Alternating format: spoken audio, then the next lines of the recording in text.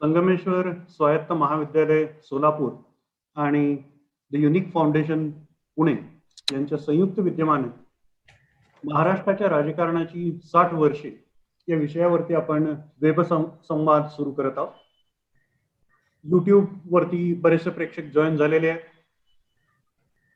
मुख्यतः दोन निमित्त या वेब संवादाची आहे.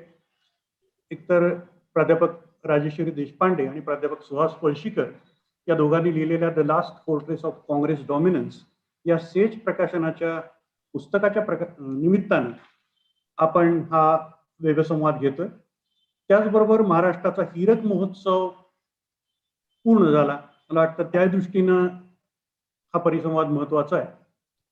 आजचे वक्ते मुक्ता कुलकर्णी, विवेक घोटाळे, नितीन बिरमल सर, प्राध्यापक राजेश्वरी देशपांडे मॅडम, प्राध्यापक सुहास पळशीकर सर, आमच्या संगमेश्वर महाविद्यालयाच्या प्राचार्या राजमान्य मॅडम इथे उपस्थित आहेत. मी राजमान्य मॅडम यांना विनंती करतो की त्यांनी स्वागतपर निवेदन करावं.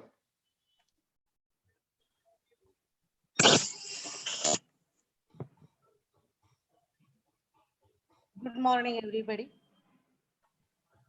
मी सर्वप्रथम संगमेश्वर एज्युकेशन सोसायटीचे सेक्रेटरी आदरणीय श्री धर्मराज काडादी यांचे स्वागत करते. आजचे प्रमुख वक्ते प्राध्यापक नितीन बिरमल, मुक्ता कुलकर्णी मॅडम, विवेक घोटाळे, प्राध्यापक राजेश्वरी देशपांडे, प्राध्यापक सुहास पळशीकर या सर्वांचं मी या आमच्या कॉलेजने आयोजित केलेल्या व्याख्यानानिमित्त मी आपले सर्वांचे स्वागत करते. संगमेश्वर कॉलेजची स्थापना 1953 साली कर्मयोगी स्वर्गीय आप्पासाहेब काडादी आणि स्वर्गीय नागप्पा काडादी यांनी केली आणि त्यांनी लावलेल्या बीजाचा आज वटवृक्ष झालेला आहे. मागील 2 वर्षात आम्हाला best college in Solapur by Solapur university हा किताब मिळालेला आहे. तसेच बेस्ट कॉलेज इन स्पोर्ट्स हा मानाचा किताबही मिळालेला आहे. व आता युजीसीने आम्हाला स्वायत्तता म्हणजेच ऑटोनॉमस हा दर्जा प्राप्त करून दिलेला आहे. सोलापुरातील हे पहिलेच ऑटोनॉमस कॉलेज आहे. आमच्या कॉलेजमध्ये बऱ्याच ऍक्टिव्हिटीज होतात. आज महाराष्ट्राच्या राजकारणाची 60 वर्षे हा एक वेगळा विषय आमच्या पॉलिटिकल डिपार्टमेंट तर्फे आयोजित केलेला आहे. हा विषय हा आपल्या सगळ्यांचाच इंटरेस्टिंग असा आहे. बरीच मोलाची माहिती आज आपल्याला मिळणार आहे. जरी आपण पॉलिटिकल सायन्सचे विद्यार्थी नसलो तरी हा विषय आणि महाराष्ट्राचे राजकारण यामध्ये आपल्याला इंटरेस्ट आहेच आहे. त्याची माहिती आज आपल्याला इथे मिळेलच. तर सर्वांनी या अभ्यासू व्याख्यात्यांच्या व्याख्यानांचा लाभ घ्यावा. मी आपणा सर्वांना आजच्या वेबिनार निमित्त शुभेच्छा देते. थँक्यू. भारत पाटील यांना मी विनंती करतो की त्यांनी युनिक फाउंडेशन बद्दल माहिती द्यावी. युनिक फाउंडेशन आणि संगमेश्वरच्या संयुक्त विद्यमाने हा कार्यक्रम आपण आयोजित केलेला आहे. धन्यवाद सर. आज सुहास पळशीकर सर आणि राजेश्वरी देशपांडे मॅडम यांच्या पुस्तकाच्या निमित्ताने हा महत्वाचा परिसंवाद आज होतोय आणि त्याच्यामध्ये संगमेश्वर महाविद्यालयासोबतच द युनिक फाउंडेशन म्हणून आम्ही सहभागी होताना आम्हाला मनस्वी आनंद होतोय. आपल्या सगळ्यांना माहिती असेल की स्पर्धा परीक्षा मार्गदर्शन क्षेत्रामध्ये मागील 15 वर्षांपेक्षा जास्त काळ काम करत असताना द युनिक अकॅडमीने मागच्या काही वर्षांपासून द युनिक फाउंडेशन ही एक वेगळी सुरुवात केलेली आहे. खास करून शिक्षण, प्रशिक्षण आणि संशोधन याद्वारे सामाजिक राजकीय क्षेत्रामध्ये सकारात्मक हस्तक्षेप घडवून आणणं हे उद्दिष्ट युनिक फाउंडेशनने ठेवलेलं आहे. त्याचप्रमाणे सार्वजनिक क्षेत्रामध्ये वेगवेगळ्या विषयांवरचे संशोधन प्रकल्प, पुस्तक प्रकाशन, परिसंवाद, चर्चा किंवा व्याख्यानमाला यांसारखे उपक्रम देखील युनिक फाउंडेशनने मागील काही वर्षांमध्ये राबवलेले आहेत. सध्या आपण बघतो की विद्यमान अभ्यासक्रमांच्या काही मर्यादा आपल्या सगळ्यांना जाणवतात आणि मग त्या मर्यादा लक्षात घेऊन काही नाविन्यपूर्ण आणि आशयघन स्वरूपाच्या आपत्कालीन अल्पकालीन अभ्यासक्रमांची आखणी करणं आणि ते राबवण्याचं देखील एक नियोजन फाउंडेशननी केलेलं आहे. आणि या सगळ्या याच्यामध्ये प्रचलित ज्ञान संकल्पना आणि गृहीतकांना प्रश्नांकित करून चिकित्सक वैचारिक दृष्टिकोन विकसित करणं हा फाउंडेशनच्या कामाचा या गोष्टींवरती भर राहिलेला आहे. महाराष्ट्र हे प्रामुख्याने आम्ही आमचं अभ्यास क्षेत्र मानतो आणि या अंतर्गत आम्ही एक धोरण चिकित्सा नावाचा प्रकल्प देखील हाती घेतलाय, ज्या अंतर्गत महाराष्ट्र हे आपलं अभ्यास क्षेत्र मानून राज्य सरकारच्या धोरणांची आणि योजनांची चिकित्सा करणं हे याचं मुख्य उद्दिष्ट आहे. आणि हे करत असताना केवळ धोरण आणि योजनांनी निर्धारित केलेली उद्दिष्ट पूर्ण केली किंवा नाही केली एवढंच काही तपासायचं नाही, तर मुळात ती विशिष्ट प्रकारच्या योजना का राबवल्या जातात, त्यांचीच का आखणी होते, या सगळ्या अंमलबजावणीमध्ये यंत्रणांची आणि व्यक्तींची काय भूमिका असते किंवा ती राहिलेली आहे, ज्यामध्ये मग राजकीय नेतृत्व, प्रशासकीय यंत्रणा, स्वयंसेवी संस्था आणि प्रत्यक्ष क्षेत्रावरील लोकांचा सहभाग आणि त्याच्यातले प्रभावी हितसंबंधांचे ताणेबाणे इत्यादी सगळ्या गोष्टी या योजनांचा अभ्यास करताना बघणं हे आम्ही प्रामुख्याने ठरवतो आणि याचं विश्लेषण करण्याचा प्रयत्न करतो. धोरण निश्चिती आणि अंमलबजावणीच्या प्रक्रियेत अंगभूत असलेले राजकारण समजून घेणं आणि त्यावर सार्वजनिक विश्वात चर्चा घडवून आणणं हे धोरण चिकित्सा या प्रकल्पाचं आमचं एक दीर्घकालीन उद्दिष्ट आहे. आणि याच प्रक्रियेचा एक भाग म्हणून या सगळ्या पॉलिसी डायलॉग नावाची गोष्ट ही प्रामुख्याने झाली पाहिजे. यासाठी द युनिक फाउंडेशन हे सातत्याने प्रयत्नशील असतं आणि केवळ चिकित्सा करून थांबायची नाही, तर काही सकारात्मक त्याच्यामध्ये या सगळ्या गोष्टींचं मूल्यमापन करून काही सूचना देणं किंवा काही शिफारशी सुचवणं हे युनिक फाउंडेशनच्या धोरण चिकित्सा प्रकल्पाचं महत्वाचं उद्दिष्ट आहे. मागील काही वर्षांमध्ये आपण खास करून राईट टू एज्युकेशन म्हणजे ज्याला आपण शिक्षण हक्काचा कायदा म्हणतो, या कायद्याची महाराष्ट्रातली अंमलबजावणी नक्की कशी झालेली आहे, त्या 25% आरक्षणाच्या कोट्याची अंमलबजावणी नक्की काय झाली आहे, या विषयावरचा एक अभ्यासपूर्ण प्रकल्प राज्यभरातली पाहणी करून आपण केलेला आहे. त्याचप्रमाणे मागील सरकारचा अत्यंत महत्वाकांक्षी प्रकल्प असलेल्या जलयुक्त शिवार योजनेची महाराष्ट्रातली कामगिरी कशी राहिलेली आहे याबद्दल आम्ही एक राज्यव्यापी सर्वे करून वेगवेगळ्या जिल्ह्यांमध्ये जाऊन त्याविषयीचा एक प्रकल्पाचा अहवाल प्रकाशित केलेला आहे. मला असं वाटतं की अशा या जलयुक्त शिवार योजनेवर कॅगचा रिपोर्ट येण्याच्या आधी जे काही पहिलं काम झालंय ते द युनिक फाउंडेशननी प्रकाशित करून अहवाल रूपाने आणलेला आहे.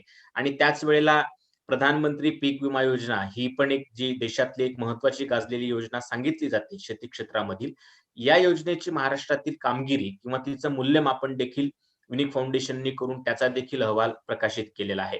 हे तीनही प्रकल्प अहवाल आमचे संशोधन अहवाल उपलब्ध आहेत. आपण सगळ्यांनी ते जरूर बघावेत. आणि याशिवाय वेगवेगळ्या विषयांवरचं परिसंवाद चर्चांबरोबरच पुस्तक प्रकाशन किंवा त्या अनुषंगाने काही प्रकाशनाचं देखील सातत्यपूर्ण काम द युनिक फाउंडेशन करत असतं. या एकूण प्रक्रियेमध्ये सुहास पळशीकर सरांची देखील काही पुस्तकं युनिक फाउंडेशननी ला प्रकाशित करण्याची संधी मिळालेली आहे. तुकाराम जाधव सर, मुक्ता कुलकर्णी मॅडम, विवेक घोटाळे सर या सर्व आणि आमची इतर सर्व सहकाऱ्यांची टीम या माध्यमातून युनिक फाउंडेशनचं काम मागील काही वर्षांपासून चालू आहे आणि तुमच्या सगळ्यांच्या सहकार्याने भविष्यात देखील आम्हाला या कामासाठी तुमच्या शुभेच्छा मिळतील अशी मी आशा करतो. धन्यवाद. धन्यवाद पाटील सर. युनिक फाउंडेशनच्या बाबतीत मगाशी मुद्दा मी उल्लेख केला, नेमकं त्यावेळेला तांत्रिक कारणामुळे आवाज सर्वांपर्यंत पोहोचला नाही. आताच पाटील सरांनी ज्याप्रमाणे सांगितलं, doctor Palshikar sir, doctor Deshpande madam यांच्या मार्गदर्शनाखाली एक टीमच काम करते. युनिक फाउंडेशन आणि सर्वच वक्ते आजचे की मला वाटतं एकमेकांशी गेल्या अनेक वर्षांपासून जोडलेले आहेत. ज्या विविध संशोधन प्रकल्पांचा उल्लेख आता पाटील सरांनी केला, युनिक फाउंडेशननी अल्पावधीतच महाराष्ट्रामध्ये संशोधन क्षेत्रामध्ये आपला ठसा उमटवलेला आहे. मी अगदी थोडक्यामध्ये सर्व वक्त्यांचा परिचय करून देणार आहे. तसं खरं पाहायला गेलं तर वक्त्यांचा परिचय करून देण्याची गरज नाही, कारण ज्या पद्धतीनं हे संशोधन कार्य चाललंय आणि ज्या पद्धतीने आपल्याला हे सातत्यानं होतंय, मला वाटतं हे सातत्य टिकवणं आता मुद्दा मी उल्लेख करू इच्छितो की ज्या पद्धतीने इथं आपल्याला हे सर्व चालतंय, संशोधनाच्या क्षेत्रामध्ये साधारणतः 1995ला पुणे विद्यापीठाच्या म्हणजे तत्कालीन पुणे विद्यापीठाच्या राज्यशास्त्र विभागानं आपल्याला मुख्यतः सर्वेक्षण प्रकल्प सुरू केलेला होता. मी आणि विवेक सर मध्ये एकदा म्हणालो होतो की त्यालाही 25 वर्ष पूर्ण झाली. म्हणजे या सर्व 25 वर्षांचा एकूणच ज्याला आपण दांडोळा घेतला की ज्याला वेगवेगळ्या प्रकारे शास्त्रीय आधार आपण संशोधना म्हणतो, तो वोरा सर असतील, पळशीकर सर असतील, देशपांडे मॅडम असतील यांच्या नेतृत्वाखाली ही सगळी टीम करते मला वाटतं यासाठीच आम्ही मुद्दाम युनिक फाउंडेशनच्या संयुक्त विद्यमानं हा कार्यक्रम आयोजित केलेला आहे. मी थोडक्यात वक्त्यांचा परिचय तुम्हाला करून देतोय. डॉक्टर विवेक घोटाळे युनिक फाउंडेशनचे कार्यकारी संचालक आहेत. सावित्रीबाई फुले पुणे विद्यापीठामध्ये संशोधक सहाय्यक म्हणून त्यांनी काम पाहिलं. त्यानंतर प्रामुख्याने कोॲलिशन पॉलिटिक्स इन महाराष्ट्र या विषयावरती त्यांनी एमफिल केलं. Changing patterns of Maratha dominance in Maharashtra या विषयावरती त्यांची PhD पूर्ण झाली. लातूर जिल्ह्याची राजकीय प्रक्रिया अतिशय महत्वाचा स्थानिक राजकारणाचा अभ्यास करणारा ग्रंथ त्यांनी प्रकाशित केलाय. समकालीन सामाजिक चळवळी, जलयुक्त शिवार अभियान योजनेचे मूल्यमापन, शेती क्षेत्रातील पेचप्रसंग अशा अनेक त्यांची पुस्तकं संशोधनाच्या आधारावरती युनिक फाउंडेशनच्या माध्यमातून पुढे आलेली आहेत. मुक्ता कुलकर्णी मॅडम कार्यकारी संचालक आहेत युनिक फाउंडेशनच्या. त्यांनी आपल्याला सातत्याने या संशोधन प्रकल्पामध्ये भाग घेतलेला आहे.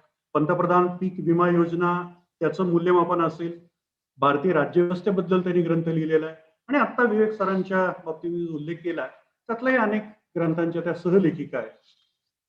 विशेषतः interpretation of caste in Maharashtra with special reference to D.D. Kosambi हा त्यांचा एमफिलचा विषय होता आणि आत्ताच उल्लेख जसा झाला की दोघेही पळशीकर सर आणि राजेश्वरी मॅडमचे विद्यार्थी आहेत.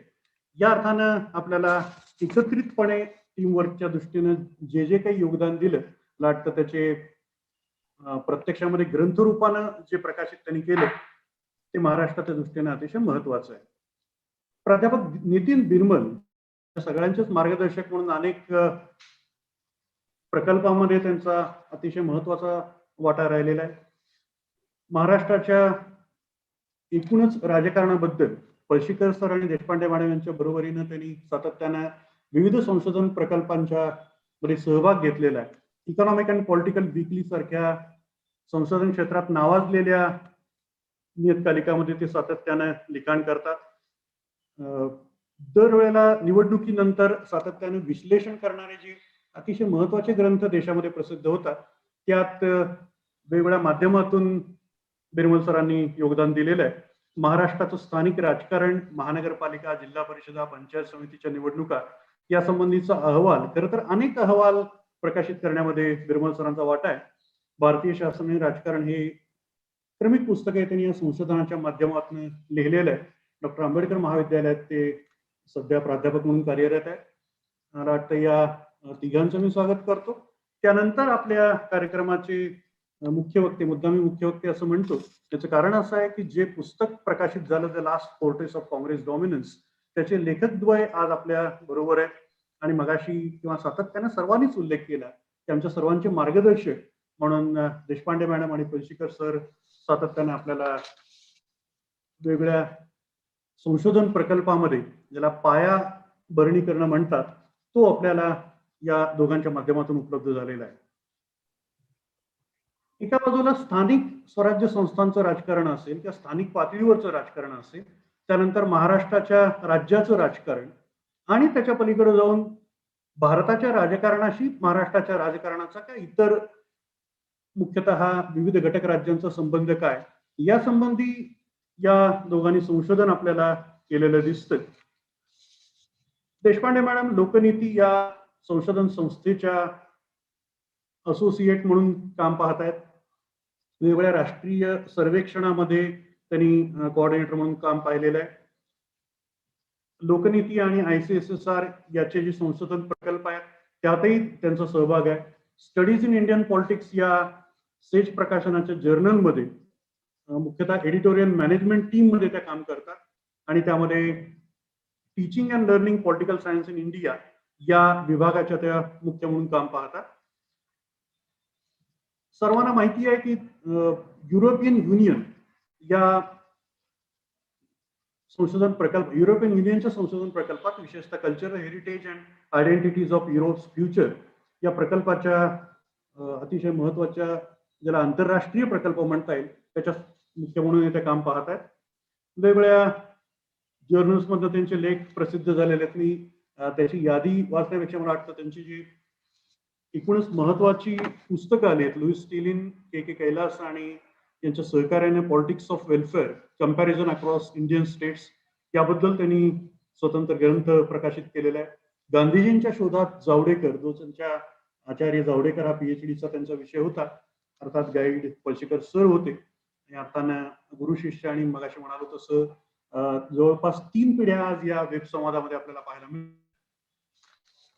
पळशीकर सरांचा परिचय महाराष्ट्राला आणि महाराष्ट्रातल्या विशेषतः राज्यशास्त्राच्या अभ्यासकांना, विद्यार्थ्यांना करून देण्याची फारशी आवश्यकता नाहीये. पण एकूण त्यांनी जे योगदान दिलंय, मी एवढंच म्हणू इच्छितो की आंतरराष्ट्रीय पातळीवरती आपल्या संशोधनाचा ठसा उमटवलेले हे प्राध्यापक सामान्यातला सामान्य विद्यार्थी, मग तो MA, MPhil किंवा PhD करत असेल, त्याच्या पायरीवरती उतरून त्याला मदत करणं किंवा त्याच्या एकूणच संशोधनाच्या क्षमतेमध्ये वाढ करणं, हे दोन्ही काम ज्याला आपण टोकाची कामं म्हणतो ती सातत्याने करत असतात. इंडियन एक्सप्रेस आणि लोकसत्तामध्ये सातत्यानं लिखाण, कॉलमनिस्ट आपण ज्याला म्हणतो, ते त्यांनी काम सातत्याने केलेलं आहे. विशेषतः भारतीय लोकशाहीबद्दल लिखाण आणि ज्याला आपण चिंतन म्हणतो आणि सिद्धांकन, हे काम पळशीकर सरांनी सातत्यानं ठेवलेलं. इंडियन डेमोक्रेसी हा त्यांचा ऑक्सफोर्ड विद्यापीठाने प्रकाशित केलेला ग्रंथ आपल्याला परिचित आहेच आहे. अलीकडे the political culture of new India, some contradictions हा त्यांचा शोध निबंध प्रसिद्ध झाला. अनेक निवडणुकांचं सर्वेक्षण मी मगाशी जो उल्लेख केला आहे की 1995 पासून सातत्याने ते करतायत आणि त्या आकडेवारीच्या आधारे किंवा ज्याला आपण सर्वेक्षणातली अतिशय विश्वासार्ह आकडेवारी त्यांनी प्रकाशित केली. Economic and Political Weekly Indian एक्सप्रेसमध्ये अलीकडेच तुम्ही वाचलं असेल, बॅरिकेडिंग डेमोक्रेसी नावाचा लेख त्यांनी प्रसिद्ध केला. लोकसत्तामध्ये स्वतंत्रपणे मराठीत नाही कॉलम ते चालवतात. आंदोलनाचं नवं राज्यशास्त्र हा त्यांचा अलीकडचा लेख आपल्याला माहिती आहे. मला माहिती आहे हा परिचय अतिशय त्रोटक आहे आणि मुळातच आपल्याला त्या परिचयाची फार आवश्यकता नाही, पण माझ्या मर्यादा आहेत, वाटतं वेळेच्याही मर्यादा आहेत. आपण हा मुख्यतः भाग अधिकचा वेळ वक्त्यांना दिला तर ते जास्त सोयीचं होईल असं मुद्दाम आमच्या संस्थेच्या सचिवांनी सांगितलेलं होतं. या सर्व नंतर आपण पुस्तकाच्याकडे वळणार आहोत. पुस्तकाचा अतिशय थोडक्यात परिचय, धावता आढावा ज्याला आपण म्हणता येईल, तो मी करून देणार आहे. 1989 नंतर भारताचं राजकारण आमूलाग्रपणे बदललं आणि या राजकारणामध्ये घटक राज्यांच्या राजकारणाला किंवा प्रादेशिक पक्षांच्या राजकारणाला महत्व आलं. पळशीकर सर आणि देशपांडे मॅडम यांनी याच्याबद्दलचं जे सिद्धांकन केलेलं आहे किंवा ज्याला आपण घटक राज्यांच्या राजकारणाला भारतात महत्व प्राप्त झालं, देशामध्ये राष्ट्रीय पातळीवरचे जे पक्ष होते त्या एका पक्षाला बहुमत मिळेनासं झालं आणि आघाडी सरकार ही त्याची फलश्रुती ठरली. या आघाडी सरकारमध्ये घटक राज्यांना आणि तिथल्या प्रादेशिक पक्षांना एक वेगळं स्थान प्राप्त झालं आणि मग ते राजकारण आणि त्याचं स्वरूप बदलल्यानंतर एकूण या मुद्द्याकडे किंवा स्टेट पॉलिटिक्स ज्याला म्हणलं जातं, या मुद्द्याकडे पळशीकर सरांनी लक्ष वेधलं आणि त्या निमित्तानं वेगवेगळे परिसंवाद, चर्चा, देशपातळीवरच्या अगदी आंतरराष्ट्रीय पातळीवरती वेगळ्या माध्यमातून ही मांडणी केली आणि त्यातून राज्यांच्या राजकारणाचं महत्व आणि त्याचा अभ्यास, विशेषतः जो एकूण राजकीय प्रक्रियेमध्ये आणि विशेषतः राज्यशास्त्राच्या अभ्यासकांना उपलब्ध नव्हता, तो प्रामुख्यानं मुद्दा त्यांनी मांडला. आपल्याला माहिती आहे की एक एक शोधप्रबंध लिहायचा PhD आपल्याला किती कष्ट पडतात. पळशीकर सरांनी एका लेखामध्ये 10 thesis म्हणजे 10 शोध प्रबंधांची मांडणी केलेली होती. वाटतं तिथून आजतागायत वेगवेगळ्या माध्यमातून या घटक राज्यांच्या राजकारणाबद्दल ते सातत्यानं लिहित आहेत. मराठीतूनही युनिक अकॅडमीने त्यांचं पुस्तक प्रकाशित केलेलं आहे. मुख्यतः सेज प्रकाशनाने जी सिरीज काढली, says series in politics of Indian states, यामध्ये प्रामुख्याने बिहार, त्यानंतर आसाम, जम्मू काश्मीर आणि पश्चिम बंगाल या 4 राज्यांची पुस्तकं प्रकाशित झालेली आहेत. एका अर्थानं हा राजकीय इतिहास आहे. त्यातलंच हे 5वं पुस्तक आहे, महाराष्ट्राचं the last fortress of Congress dominance. राजकीय इतिहासामध्ये प्रामुख्याने तो कसा लिहावा, तो कसा उलगडावा, जे आपण टायटलमध्ये, शीर्षकामध्येच पाहताय की 1990 नंतरच्या राजकारणातले बदल व विविध घटक त्यामध्ये आहेत. मंडल आयोगाचं राजकारण असेल, देशपातळीवरती आर्थिक उदारीकरण असेल आणि त्यातून उलगडणारे अनेक पैलू आहेत. तर हे पैलू राज्यांच्या राजकारणावर काय परिणाम करतात आणि मग एकूण देशाचं राजकारण कसं आकाराला येतं, या संबंधी पळशीकर सरांनी आणि देशपांडे मॅडमने अतिशय सविस्तरपणे एक सिरीज चालू केली आणि त्यातलं हे 5वं पुस्तक म्हणून आपल्या पुढे येत आहे. महाराष्ट्राच्या राजकारणाबद्दल आपल्याला बरीच माहिती असते. मगाशी मी ज्याचा उल्लेख केला की त्याला आधार मुख्यतः ज्याला आपण सर्वेक्षण म्हणतो, राजकीय सर्वेक्षण, पॉलिटिकल सर्वे. निवडणुकीच्या काळामध्ये अनेक सर्वेक्षण 1995 पासून 2019 पर्यंत झाली आणि या सर्वेक्षणांच्या आकडेवारीच्या आधारे विश्लेषण या पुस्तकाचं महत्वाचं वैशिष्ट्य आहे, जे आपल्याला अभावानच कुठं इतरत्र आढळतं. ज्या पद्धतीनं हा सगळा राजकीय पट उलगडून दाखवलाय, त्यामध्ये राजकीय इतिहास 1960 पासूनचा आहे. राजकीय नेतृत्वाची नेमकी भूमिका काय राजबद्दल या पुस्तकामध्ये आपल्याला उल्लेख आढळतात. विशेषतः राजकीय अर्थव्यवस्था आणि त्याचे राजकारणावरती होणारे परिणाम, त्याचा राजकारणाशी असलेला संबंध, याबद्दलही सातत्याने आपल्याला संशोधन यांनी जे केलेलं आहे. जे एखादा संशोधन ग्रंथ 25-26 वर्षाच्या किंवा जवळपास 3 दशकांच्या कष्टानंतर प्रत्यक्षात अवतरतो, मला वाटतं तो अभ्यासकांच्या दृष्टीनं अतिशय मोलाचा आहे. आणि या सगळ्या प्रक्रियेमध्ये राजकीय घडामोडी आपण ज्या पाहतो, महाराष्ट्रामध्ये गेल्या वर्षी ज्या नोव्हेंबर महिन्यात राजकीय घडामोडी घडल्या, प्रत्यक्ष एका पक्षाला सर्वात जास्त जागा मिळाल्या, भारतीय जनता पक्षाला. राष्ट्रवादी काँग्रेसच्या एका गटाशी त्यांनी आघाडी केली आणि सरकारचा दावा केला. प्रत्यक्ष ते सत्तेवर शपथविधी झाला आणि काही दिवसातच ते बहुमताच्या अभावाने सरकार कोसळले. त्याच दरम्यान हे पुस्तक आकाराला येत होतं आणि त्यात लेखकांनी उल्लेख असा केलेला आहे की आता एक प्रसंग येतो किंवा एका प्रसंगात आपल्याला असं वाटतं की काँग्रेसची घसरण किंवा ऱ्हास होतोय काँग्रेस पक्षाचा, आणि दुसऱ्या बाजूला अचानक भाजपला, ज्याला आपण म्हणतो की बहुमत मिळालेलं असताना सुद्धा सरकार स्थापन करता येत नाही, आणि मग अचानक त्यातनं ज्या घडामोडी घडल्या त्या आपल्याला सगळ्यांना परिचित आहे.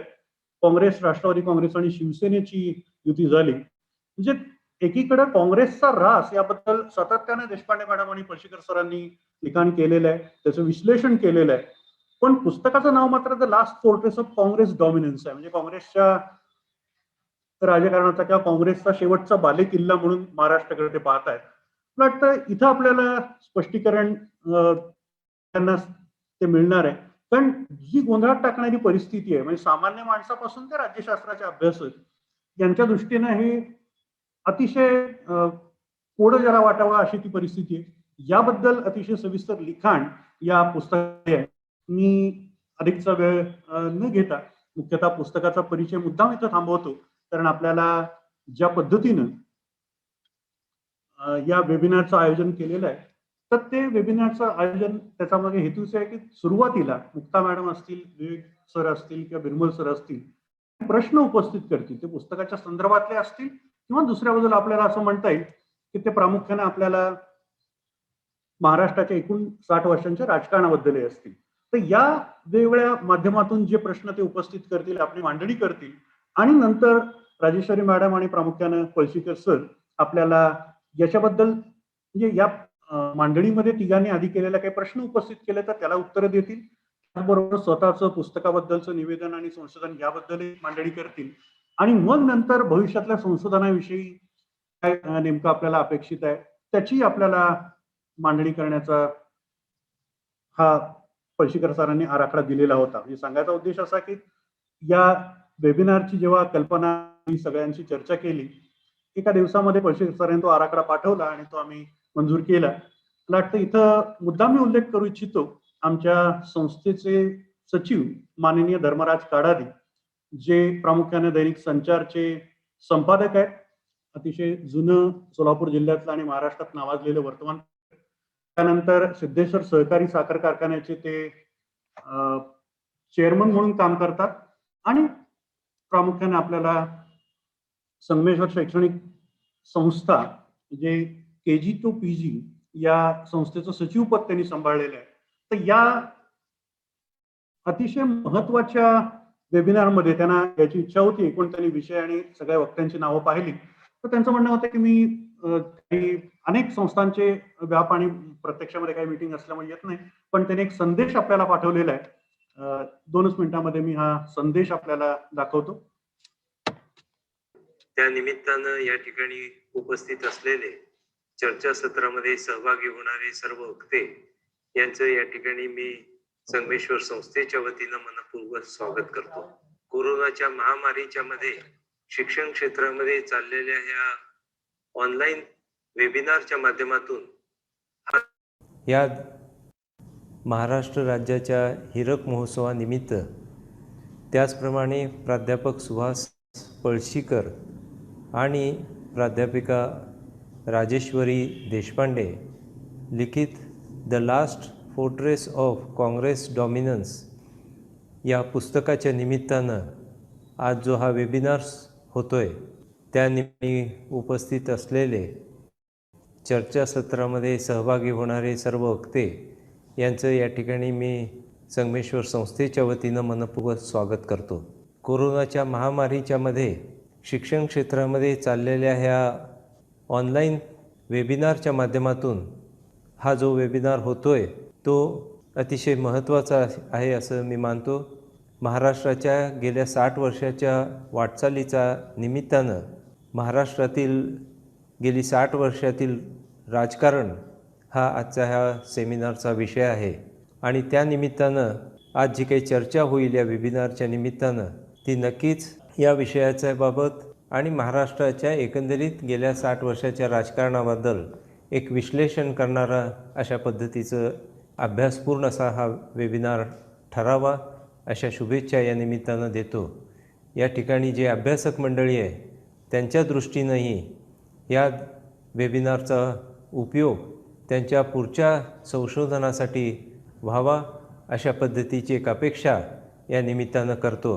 आज या ठिकाणी या वेबिनारच्या निमित्तानं जी वक्ते उपस्थित आहेत ते प्राध्यापक नितीन बिरमल, त्याचप्रमाणे मुक्ता कुलकर्णी, विवेक घटोळे, वक्ते प्राध्यापक राजेश्वरी देशपांडे, प्राध्यापक सुहास पळशीकर या सर्वांचं मी संस्थेच्या वतीनं त्यांनी हा ज्या वेबिनार या ठिकाणी आयोजित करत असताना सहभाग घेतला आहे त्याबद्दल त्यांचे मनपूर्वक या ठिकाणी अभिनंदन करतो आणि स्वागत करतो. या वेबिनारला संस्थेच्या वतीनं शुभेच्छा देतो.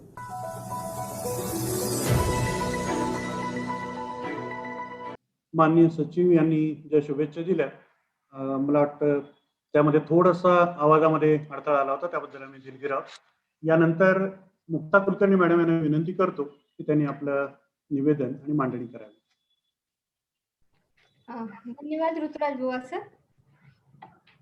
संगमेश्वर महाविद्यालयातील राज्यशास्त्र विभाग आणि द युनिक फाउंडेशन पुणे यांच्या संयुक्त विद्यमाने आयोजित करण्यात आलेल्या या वेब संवादास उपस्थित असलेले मान्यवर, संगमेश्वर शिक्षण संस्थेचे सचिव धर्मराज काडादी, प्राचार्या डॉक्टर शोभा राजमान्य, कार्यक्रमाचे समन्वयक ऋतुराज बुवा, द युनिक अकॅडमीचे संचालक श्री तुकाराम जाधव, आमच्या संस्थेच्या कार्यात आम्हाला निरंतर मार्गदर्शन करणारे Nitin Birmal sir, the Unique Foundation मधील माझे सहकारी विवेक घोटाळे आणि भारत पाटील, आणि ज्या लेखक द्वयींच्या the last fortress of Congress dominance Maharashtra since the 1990s या पुस्तकावर चर्चा करण्यासाठी आपण व्हर्च्युअली एकत्र जमलो आहोत आणि पुणे विद्यापीठात ज्यांच्याकडून मला आणि माझ्या सहकाऱ्यांना राज्यशास्त्र आणि विशेषतः भारतीय राजकीय प्रक्रिया शिकण्याची संधी मिळाली असे सुहास पळशीकर सर आणि राजेश्वरी देशपांडे मॅडम, आणि हा कार्यक्रम झूम व YouTube वरून पाहणारे प्राध्यापक आणि विद्यार्थी वर्ग, आपणा सर्वांचे पुन्हा एकदा स्वागत करून मी माझ्या मांडणीला सुरुवात करते. 1990च्या दशकात एकीकडे भारतीय राज्यसंस्थेने स्वीकारलेले आर्थिक उदारीकरणाचे प्रारूप आणि परिणामस्वरूपी येथील संघराज्याच्या स्वरूपात घडून आलेला बदल, तर दुसरीकडे केंद्रातील आघाडी शासनांचे प्रयोग, या दोहोंमुळे भारतीय राज्ये भारतीय राजकीय प्रक्रियेच्या केंद्रस्थानी येण्याची प्रक्रिया गतिमान झाली. तेव्हापासूनच राज्यांमधील राजकीय प्रक्रिया, त्यांना प्रभावित करणारे जागतिक तसेच राष्ट्रीय घटक, राज्यांमधील वैशिष्ट्यपूर्ण सामाजिक, सांस्कृतिक, आर्थिक प्रक्रिया आणि त्यांचा तेथील राजकीय प्रक्रियेशी असलेला जैव संबंध, या सर्वांचा अभ्यास करण्याची निकड समाजशास्त्राच्या आणि राज्यशास्त्राच्या अभ्यासकांना भासू लागली. मात्र राज्यांमधील प्रक्रियांचे थीमॅटिक डॉक्युमेंटेशन, विशेषतः 90 नंतरच्या बदललेल्या संदर्भांसह उपलब्ध नव्हते. ही कमतरता भरून काढण्यासाठी सेज प्रकाशनाने पॉलिटिक्स इन इंडियन स्टेट्स ही मालिका प्रकाशित करण्यास सुरुवात केली आहे. याच मालिकेतील महाराष्ट्रातील राजकीय प्रक्रियेचा सांगोपांग आढावा घेणारे पुस्तक म्हणजे the last fortress of Congress dominance हे होय. महाराष्ट्राच्या राजकारणाचे गेली अनेक दशके सूक्ष्मपणे अवलोकन व विश्लेषण करणाऱ्या पळशीकर सरांच्या आणि देशपांडे मॅडमच्या व्यासंगाची पार्श्वभूमी या पुस्तकाला लाभली आहे. या पुस्तकाचा भर मुख्यत्वे 1990 नंतरच्या राजकीय प्रक्रियेवर असला तरी सुरुवातीच्या 2 प्रकरणांमध्ये त्यांनी महाराष्ट्रातील काँग्रेस व्यवस्थेच्या चौकटीचे मुद्देसूद विवेचन केले आहे.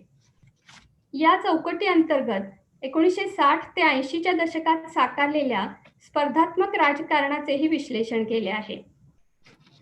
सर्वात महत्त्वाची बाब म्हणजे या पुस्तकात राजकीय प्रक्रियेचे विश्लेषण हे केवळ निवडणुकीच्या राजकारणापुरते मर्यादित न राहता त्यात एकीकडे सामाजिक सांस्कृतिक वर्चस्व आणि मराठा राजकारणाची कुंठित अवस्था याचीही सविस्तर चर्चा करण्यात आली आहे, तर दुसरीकडे या राजकीय प्रक्रियेला प्रभावित करणाऱ्या राजकीय अर्थव्यवस्थेच्या बदलत्या स्वरूपाचे अतिशय मुद्देसूद विवेचन केले गेले आहे.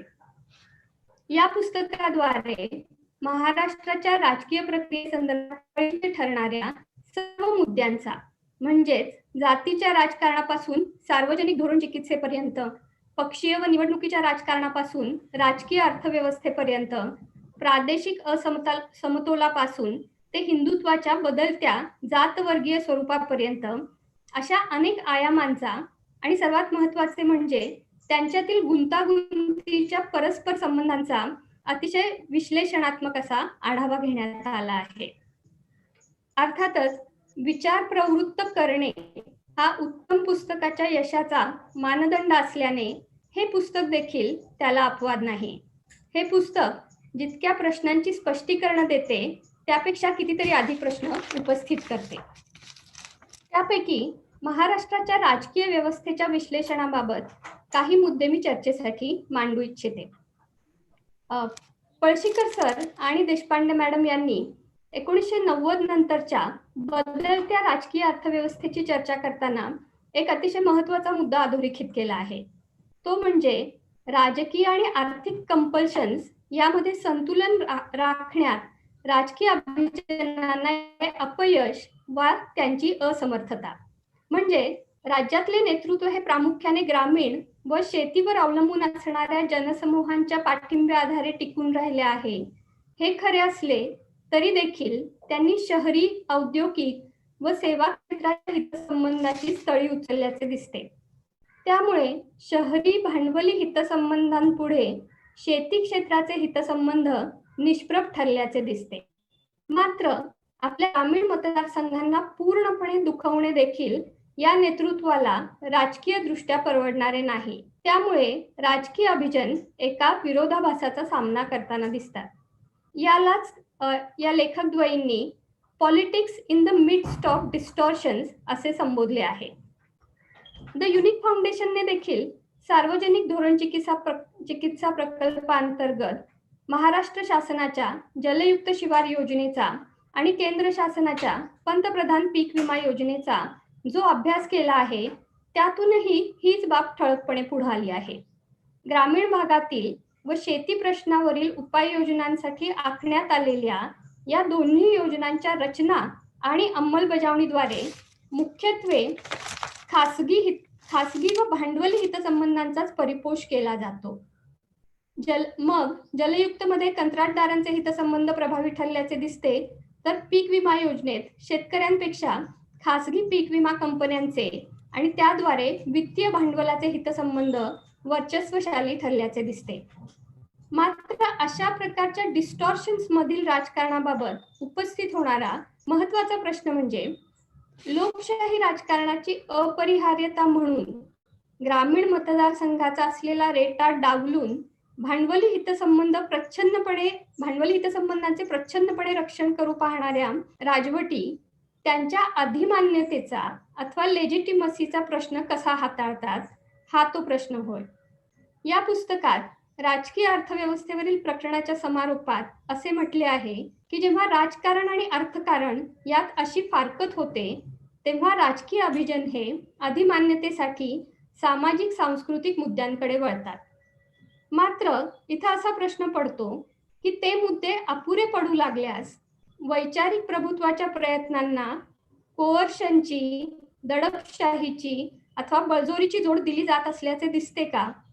उदाहरणार्थ, विरोधकांविरोधात ईडी सारख्या यंत्रणांचा वापर, भीमा कोरेगाव प्रकरणी करण्यात आलेले अटक सत्र, समाज माध्यमातून पसरवला जाणारा सांस्कृतिक दहशतवाद ही या डिस्टॉर्टेड पॉलिटिक्समधून पुढे येणाऱ्या लेजिटिमसी क्रायसिसचे निदर्शक उदाहरणे ठरतात का? हा एक मुद्दा. याखेरीज आणि याला जोडून येणारा दुसरा मुद्दा म्हणजे 2019 मध्ये राज्यात सत्तापालट झाल्यामुळे आणि ग्रामीण शेतकी हितसंबंधांचे काही अंशी वाहक असणारे एनसीपी व काँग्रेससारखे पक्ष सत्तेत सहभागी झाल्यामुळे या डिस्टॉर्शन मधील राजकारणात आर्थिक आणि राजकीय ही फारकत काही अंशी मिटण्याची शक्यता निर्माण होते का अथवा झाली आहे का, हा तो दुसरा मुद्दा. अर्थात कोविडनं निर्माण केलेल्या परिस्थितीमुळं या सगळ्याच गोष्टींना एक लिमिटेशन आलेली आहे हे मान्य करून देखील पुढे देखील असं काही घडण्याची शक्यता निर्माण होते का, असा एक मुद्दा उपस्थित करावासा वाटतो. याखेरीज मला एक तिसरा मुद्दा जो उपस्थित करायचा आहे तो थेटपणे या पुस्तकाशी संबंधित नसला तरीही तो व्यापक अर्थानं महाराष्ट्राच्या राजकारणाबद्दलच्या अभ्यासाची पुढची दिशा आणि सार्वजनिक धोरण चिकित्सेचा जो प्रकल्प आम्ही संस्था म्हणून राबवत आहोत त्याच्याशी आणि त्याच्या पुढच्या दिशेशी साधारणपणे संबंधित आहे. राज्यशास्त्र या अभ्यास शाखेअंतर्गत महाराष्ट्राच्या राजकीय व्यवस्थेचा विशेषतः सार्वजनिक धोरण चिकित्सेच्या अंगाने अभ्यास करताना द युनिक फाउंडेशन एखाद्या धोरणाची चिकित्सा ही केवळ ते धोरण निर्धारित उद्दिष्टे पूर्ण कार्यक्षमतेने साध्य करण्यात यशस्वी ठरते आहे का, किंवा त्यासाठी प्रक्रियेत कोणते बदल करावेत, कोणते तंत्रज्ञान वापरावे यासारख्या केवळ तांत्रिक मुद्द्यांची चर्चा न करता धोरणे विशिष्ट प्रकारेच का आखली जातात, विशिष्ट उद्दिष्टेच का निर्धारित केली जातात, निर्धारित उद्दिष्टेच मुळात योग्य व पर्याप्त आहेत का, या बाबींचाही वेध घेण्याचा प्रयत्न करते. म्हणजेच राजकीय अर्थव्यवस्थेच्या व्यापक चौकटी आधारे धोरण प्रक्रियेत अनुस्यूत असलेल्या अंगभूत संघर्षांचा, स्पर्धा, तडजोडी व त्या आधारे पुढे येणाऱ्या राजकीय प्रक्रियेचा अभ्यास करण्याचा आम्ही प्रयत्न करीत आहोत. मात्र हे करताना राज्यशास्त्राच्या डिसिप्लिनच्या काही इनॲडिक्वसीज किंवा कमतरता आम्हाला अभ्यासक म्हणून जाणवतात. म्हणजे धोरण निश्चितीची प्रक्रिया, त्यातील अर्थशास्त्र एका बाजूला, अथवा धोरणाच्या प्रत्यक्ष ग्राउंडवरील अंमलबजावणीचे यथायोग्य आकलन करण्यासाठी सोशोलॉजी, पॉलिटिकल अँथ्रोपॉलॉजी यांचा आधार घेणे आवश्यक असल्याचे जाणवत आहे. याबाबत या संशोधनाला पुढील दिशा देण्यासाठी देखील पळशीकर सर आणि देशपांडे मॅडम यांचे मार्गदर्शन अत्यावश्यक ठरेल. हे काही मुद्दे चर्चेसाठी उपस्थित करून मी माझी मांडणी थांबवते. धन्यवाद. धन्यवाद मुक्ता मॅडम. यानंतर युनिक फाउंडेशनचे कार्यकारी संचालक आणि महाराष्ट्राच्या राजकीय प्रक्रियेचे अभ्यासक डॉक्टर विवेक घोटाळे सरांना विनंती करतो की त्यांनी आपली मांडणी करावी. नमस्ते. संस्थेचे सचिव माननीय प्राचार्य मॅडम आणि ग्रंथाचे दोन्ही लेखक आणि इतर सर्व मान्यवर, प्रस्तुत ह्या ग्रंथामध्ये एकूण 9 प्रकरणे समाविष्ट आहेत. त्यातील एक दी क्रायसिस ऑफ मराठा पॉलिटिक्स असे एक चॅप्टर आहे. त्या संदर्भात मी काही मुद्दे मांडत आहे. एकूण ह्या ग्रंथाची रचना जर पाहिली आपण तर असं दिसून येतं की म्हणजे मी एक कोर थीम ह्या ग्रंथाची असं म्हणेल त्याला. खरं तर प्रस्तुत ग्रंथ हा काँग्रेस वर्चस्व ते काँग्रेसचा ऱ्हास आणि मराठा वर्चस्व ते मराठा वर्चस्वासमोरील पेच या एका मुख्य थीम भोवती फिरताना आपल्याला दिसतो. मग त्यात भाजप शिवसेनेचा कसा किंवा त्यांना कसा राजकीय अवकाश प्राप्त झाला आणि त्यांनी कोणता सामाजिक आधार व्यापला याची चर्चा आकडेवारीसह दोन्ही लेखकांनी केली आहे. एक महत्त्वाचा मुद्दा आपल्याला काय दिसतो तर की महाराष्ट्राच्या राजकारणाचे दोन वैशिष्ट्ये, एक म्हणजे काँग्रेस वर्चस्व आणि दुसरे म्हणजे मराठा समाजाचे वर्चस्व. काँग्रेस पक्षाचे वर्चस्व आणि मराठा समाजाचे वर्चस्व हे आपल्या महाराष्ट्राच्या राजकारणाचे एक दीर्घकालीन वैशिष्ट्य राहिले आहे. खरं तर हे दोन घटक परस्पर संबंधित आहेत. त्याचं कारण असं की काँग्रेस पक्षावरील मराठा वर्चस्व हेच पक्षाच्या राज्यातील वर्चस्वाचे एक महत्त्वाचे कारण मानावे लागेल. मराठा अभिजनांनी राजकारणातील आपले वर्चस्व टिकवून ठेवण्यासाठी काँग्रेस पक्षाच्या माध्यमाचा वापर केलेला आपल्याला दिसतो. 1990च्या दशकापासून महाराष्ट्राचे राजकारण हे स्पर्धात्मक कसे बनले आणि 2014 सालच्या निवडणुकीनंतर ते अधिक गुंतागुंतीचे आणि अधिक स्पर्धात्मक कसे झाले याचे विश्लेषण आणि त्याची कारणे आकडेवारीसह लेखक देतात. 2004 सालापासून झालेल्या निवडणुकात ते लोकसभा असो किंवा विधानसभा असो, 4 मुख्य राजकीय पक्षामध्ये मराठा मतांचे विभाजन कसं झाले हे आकडेवारीसह किंवा निवडून येणारे प्रतिनिधी किंवा एकूणच पक्ष जे कॅन्डिडेट इलेक्शनला उभे करतो ते त्यांची आकडेवारी याच्यासह यात स्पष्टीकरण दिलं आहे. शिवाय भाजपने आपला सामाजिक आधार वाढविण्यासाठी उच्च जाती आणि ओबीसी जातींच्या सामाजिक युतीद्वारे मराठा वर्चस्वाला पर्याय देण्याचा कसा प्रयत्न केला आणि नंतर संख्यात्मकदृष्ट्या प्रबळ मराठा समूहाकडे दुर्लक्ष करणे परवडणारे नसल्याने मराठा समूहातील काही गट सोबत ठेवण्यासाठी एक संतुलन यंत्रणेचा अवलंब कसा केला याची चर्चा लेखक करतात. संख्यात्मक घटकामुळे म्हणजे मराठा समाजाच्या संख्येमुळे निवडणूक राजकारणावर किंवा सत्ता किंवा पदावर त्यांचे नियंत्रण दिसते.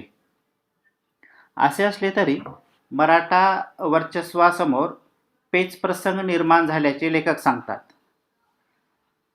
तर प्रामुख्याने मराठा वर्चस्वासमोरील तीन आव्हानाची चर्चा या पुस्तकात लेखकांनी केलेली दिसते आपल्याला. एक म्हणजे विविध मराठा गटामधील अंतर्गत जी विविध गटामध्ये जी अंतर्गत जी पॉवर शेअरिंग यंत्रणा होती ती यंत्रणा मोडकळीस आली.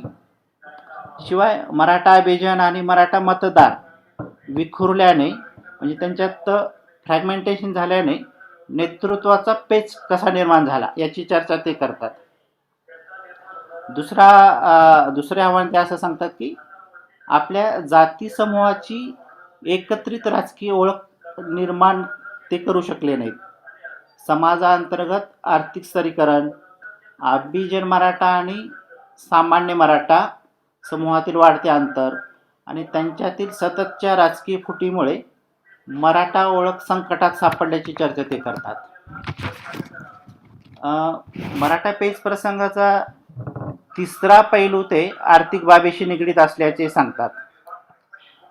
मुख्य व्यवसाय असलेल्या कृषी क्षेत्रात गेल्या काही वर्षापासून अनेक संकटे येत आहेत आणि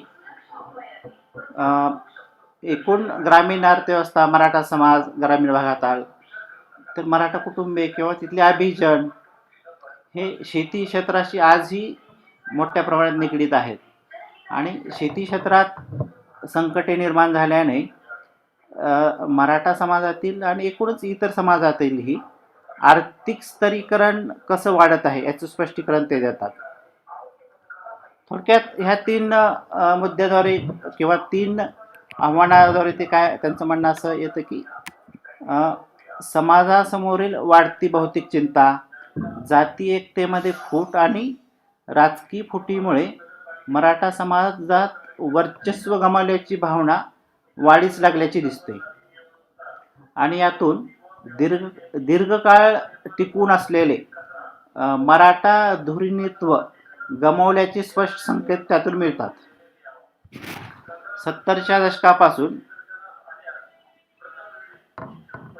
म्हणजे ह्याला जोडूनच ते असं सांगतात की 70च्या दशकापासून मराठा अभिजनातील फूट आणि त्या फुटीचा परिणाम 99 ते 2019 या काळातील लोकसभा व विधानसभा निवडणुकात मराठा मतांचे 4 पक्षात झालेले विभाजन, बदलते अर्थकारण, बदलते व्यवसाय इत्यादी मुद्द्यांची चर्चा सविस्तरपणे याच्यात आलेली आहे. आणि शिवाय हे जे 3 आव्हाने किंवा इतर आव्हाने निर्माण झाली, मग त्या आव्हानाला मराठा समाजातून कसा प्रतिसाद आला किंवा कशा प्रतिक्रिया आल्या, जातीच्या प्रश्नावरून संघर्ष कसा उभा राहिला, मराठा असेल किंवा इतर जाती असतील त्यांच्यात एक सुप्त संघर्ष किंवा सुप्त कसं हे सुरू झालं याची चर्चा ते करतात. त्याच्यातून जात संघटनांची भूमिका, आरक्षणाच्या मागण्या किंवा बहुजन संकल्पनेला कसं आव्हान निर्माण झालं, मग त्याच्यावर शासनाची भूमिका, विविध आयोगाचे अहवाल इत्यादीची कारणमीमांसा ते करतात. थोडक्यात मराठा वर्चस्वाचे जे पारंपरिक आधार होते त्यांची 1990 नंतर टप्प्याटप्प्याने पडझड होऊन वर्चस्वाचा शेवट हा 2014 सालच्या विधानसभा निवडणूक निकालानंतर राज्याची सत्ता आणि राज्याचे नेतृत्व मराठा समाजाच्या आणि मराठा अभियानांच्या हातून जाण्याने झालेला आपल्याला दिसून येतो. याच्यात थोडाफार बदल 19 मध्ये झालेला दिसतो. आता ह्या पुस्तकाच्या अनुषंगाने 4 निरीक्षणे म्हणता येईल माझे मुद्दे किंवा निरीक्षणे मी असे मांडू इच्छितो की एक म्हणजे मराठा समाजाचे संख्यात्मक वर्चस्व असले तरी मराठा अभिजन असा एक समूह उरला नाही. त्यांचे राजकारण काँग्रेस वर्चस्वाकडून 4 प्रमुख राजकीय पक्षात विखुरलेले आपल्याला दिसून येते. दुसरा मुद्दा असा दिसतो की शेती क्षेत्रातील समस्यामधून शेतकरी कुणबी समाज किंवा शेतकरी मराठा समाज या जाणीवेऐवजी मराठा जात या जाणीवेतून मराठा समाज संघटित होत आहे.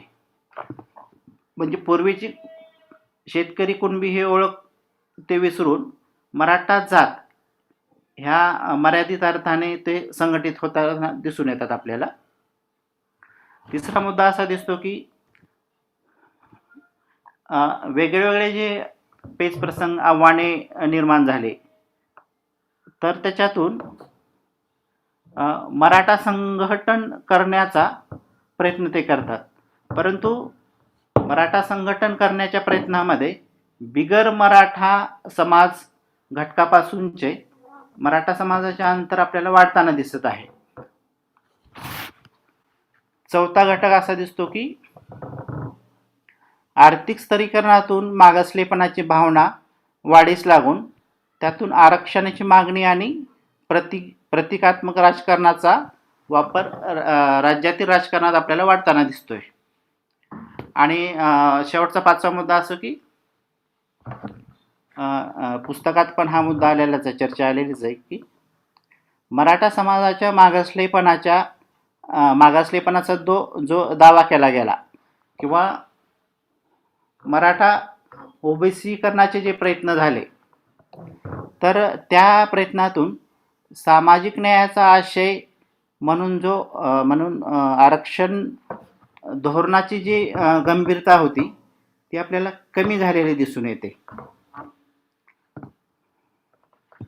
थोडक्यात गेल्या 60 वर्षातील महाराष्ट्राची राजकीय प्रक्रिया, महाराष्ट्राचा राजकीय इतिहास आणि राजकारणाकडे कसं पाहायचं महाराष्ट्राच्या तर याच्यासाठी हा ग्रंथ उपयुक्त ठरतो. शिवाय मी असं म्हणेल की यदी फडके सरांनी महाराष्ट्राचा राजकीय इतिहास हा जवळपास 1962 पर्यंत लिखित केला आहे. तर त्याच्यानंतर 2019 पर्यंतचा हा राजकीय इतिहास ह्या ग्रंथाच्या रूपाने आपल्याला वाचण्यासाठी उपलब्ध झालेला आहे. एवढं बोलून मी थांबतो. धन्यवाद. धन्यवाद. आपण ज्या राजकीय इतिहासाबद्दल भूमिका मांडली, प्रामुख्याने सामाजिक अधिकाराबद्दल म्हणून त्याकडे कसं पाहता येईल या दृष्टीने आपण निवेदन केलं. यानंतर नितीन बिरबल सरांनी आपण मांडणी. महाराष्ट्राच्या राजकारणाची 60 वर्ष या चर्चासत्रात मला मांडणी करण्याची संधी दिल्याबद्दल मी माननीय प्राचार्य व समन्वयक यांचा आभारी आहे. माझ्या मांडणीमध्ये प्रामुख्याने मी शेतीचा प्रभाव असणाऱ्या अर्थव्यवस्थेकडून महाराष्ट्राची वाटचाल, जी बिगर शेती क्षेत्राचं महत्व वाढणारीची आहे, या वाढीमध्ये जमीन मालकीची भूमिका काय राहते किंवा जमीन मालकीवर प्रभाव असणारे जे अभिजन होते पूर्वीचे, त्यांचं नवीन बिगर शेती अर्थव्यवस्थेत काय होतं, हा जो बदल होतोय, या बदलामुळे नवीन अभिजन हे महाराष्ट्राच्या राजकीय क्षेत्रामध्ये येतात का? जे जुने अभिजन आहेत, जे शेती क्षेत्राशी संबंधित आहेत, ते नवीन क्षेत्राकडे जातात. म्हणजे त्याला आपण म्हणतो बिगर शेती क्षेत्र, त्याकडे जाताना आपल्याला दिसतात. महाराष्ट्राच्या राजकारणाचे जे पूर्वीचे अभ्यास आहेत त्याच्यात प्रामुख्याने 4 घटक महत्वाचे राहिले किंवा ज्याच्या आधारे विश्लेषण केलं गेलं. एक म्हणजे प्रभावी जात, ग्रामीण शेती आर्थिक हितसंबंध, ग्रामीण नेतृत्व, काँग्रेसचे वर्चस्व आणि राज्याचा पाठिंबा असणाऱ्या सहकारी उत्पादक संस्था आणि स्थानिक स्वराज्य संस्था.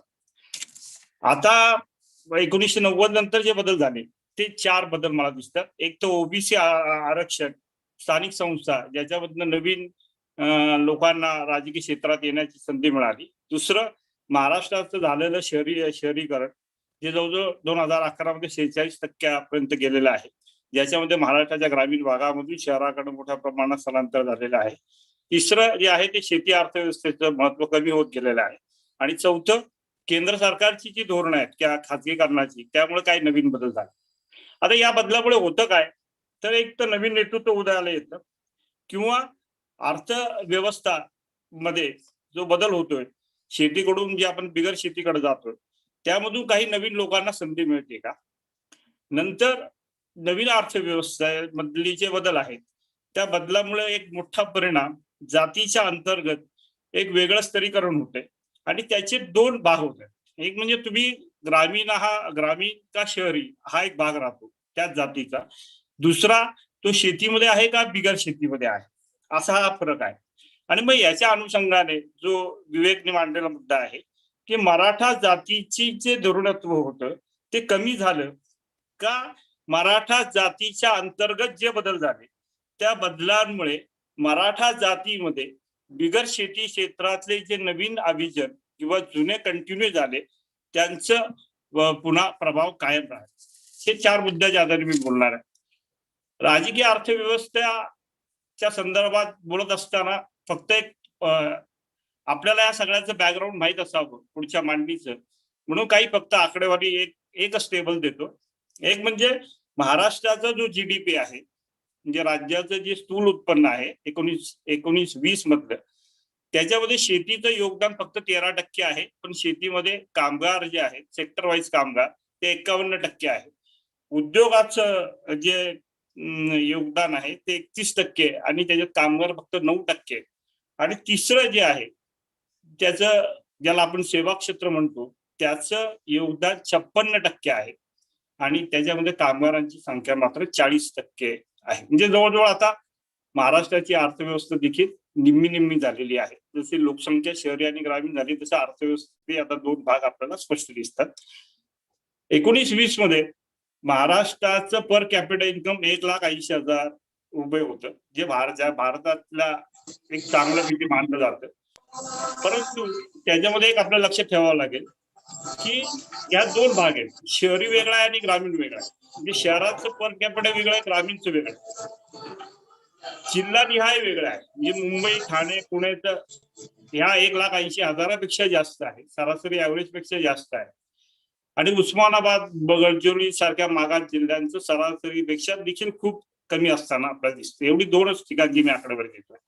पहिला जो मुद्दा माझा आहे की ओबीसी आरक्षणामुळे काय झालं, स्थानिक संस्थांना जे ओबीसी आरक्षण आलं त्याच्यामध्ये पूर्वी जे ओबीसीचं महत्व होतं, विशेषतः शेतकरी ओबीसीचं महत्व होतं, त्यांचं महत्व अजून वाढलं, त्यांचे प्रतिनिधी अजून वाढले. उदाहरणार्थ संपूर्ण ठाणे जिल्हा, रायगड मधले काही तालुके हे आगरी, नंतर काही उत्तर महाराष्ट्रात तेली, पश्चिम महाराष्ट्रात माळी, मराठवाड्यात वंजारी, धनगर आणि उत्तर महाराष्ट्रात लेवा पाटील यांचं महत्व जे ओबीसी ते ओबीसी जागेवर निवडून येतात आणि उपजागेवर निवडून येतात, म्हणजे असा त्यांचा तो फायदा झाला.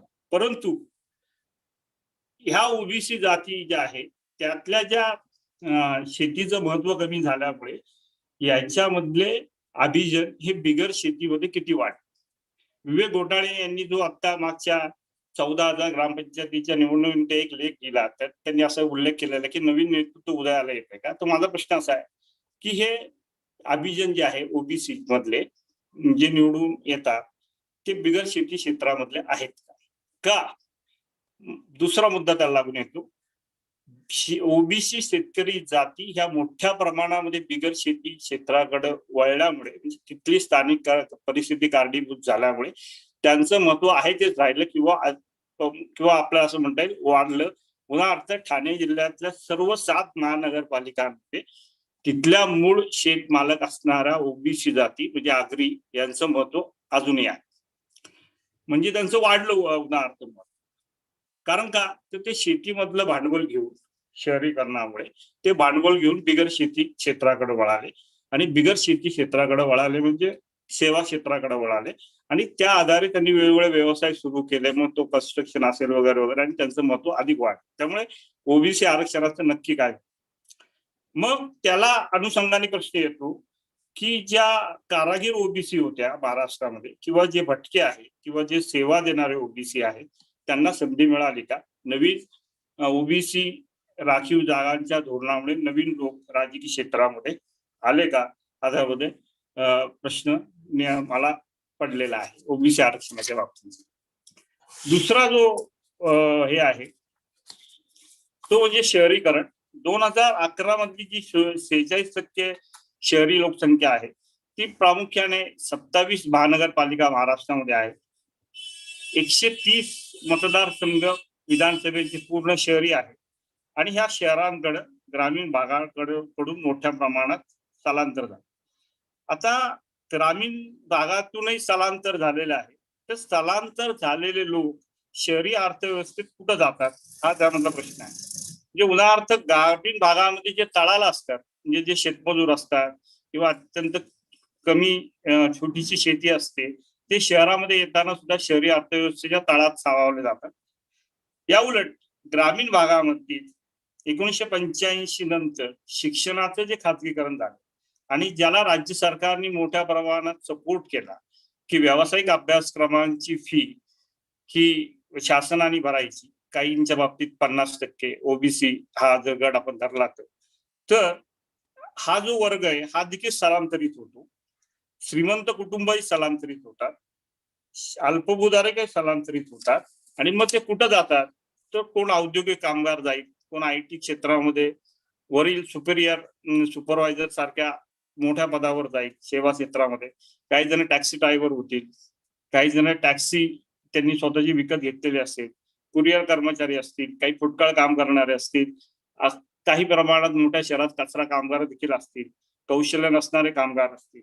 आणि मग हा जो बदल आहे शहरीकरणाचा, हा बदल यामध्ये ग्रामीण भागातून स्थलांतर होणारे लोक कोणत्या ठिकाणी सामावले जातात यातनं बरेचसे काही प्रश्न निर्माण होतात किंवा बरेचसा जो राजकीय प्रक्रियेवर त्याचा प्रभाव पडतो. आता शहरीकरणामुळे जे शहराजवळची गावं जी शहरामध्ये येतात, उद्योग येतात किंवा तिथं रिअल इस्टेट विकसित होतं, याच्यामध्ये काय होतं की ज्याच्याकडे जमीन मालकीची क्षेत्र अधिक आहे तो बांधकाम किंवा सेवा क्षेत्रामध्ये जातो किंवा तत्सम उद्योगामध्ये जातो. आणि ज्याला अत्यंत कमी जमीन मालकी असते तो फुटकळ काहीतरी ती जमीन विकून तो कुठल्या तरी रिक्षा चालक किंवा भाजी विक्रेते, फळ विक्रेते असा छोटासा व्यवसाय करतो. म्हणजे जे ठरतं शहरी अर्थव्यवस्थेमध्ये ते त्याच्या मूळ जमीन मालकीच्या क्षेत्राप्रमाणे ठरतं. हा त्याच्यामधला माझा मुद्दा आहे. आता याच्यातून काय होतं की आपण विचार केला तर तिथल्या स्थानिक जाती ज्या आहेत, ज्या शेतीमध्ये आहेत, त्यांचा प्रभाव राहतो. उदाहरणार्थ नागपूर महानगरपालिकेमध्ये ओपन जागा आणि ओबीसी जागा या दोन्ही जागांवर तेली समाज निवडून येण्याचं प्रमाण प्रचंड आहे. पश्चिम महाराष्ट्रामध्ये माळी समाज असेल किंवा मराठा समाज असेल की आता मग हा जो परिणाम होतो हा कशामुळे होतो, तर मला असं म्हणतं की हा शेतीची जी मालकी आहे त्याच्यामुळे तो होतो. शहरीकरणाच्या प्रकरणात जे अभिजन तयार होतात त्यांचा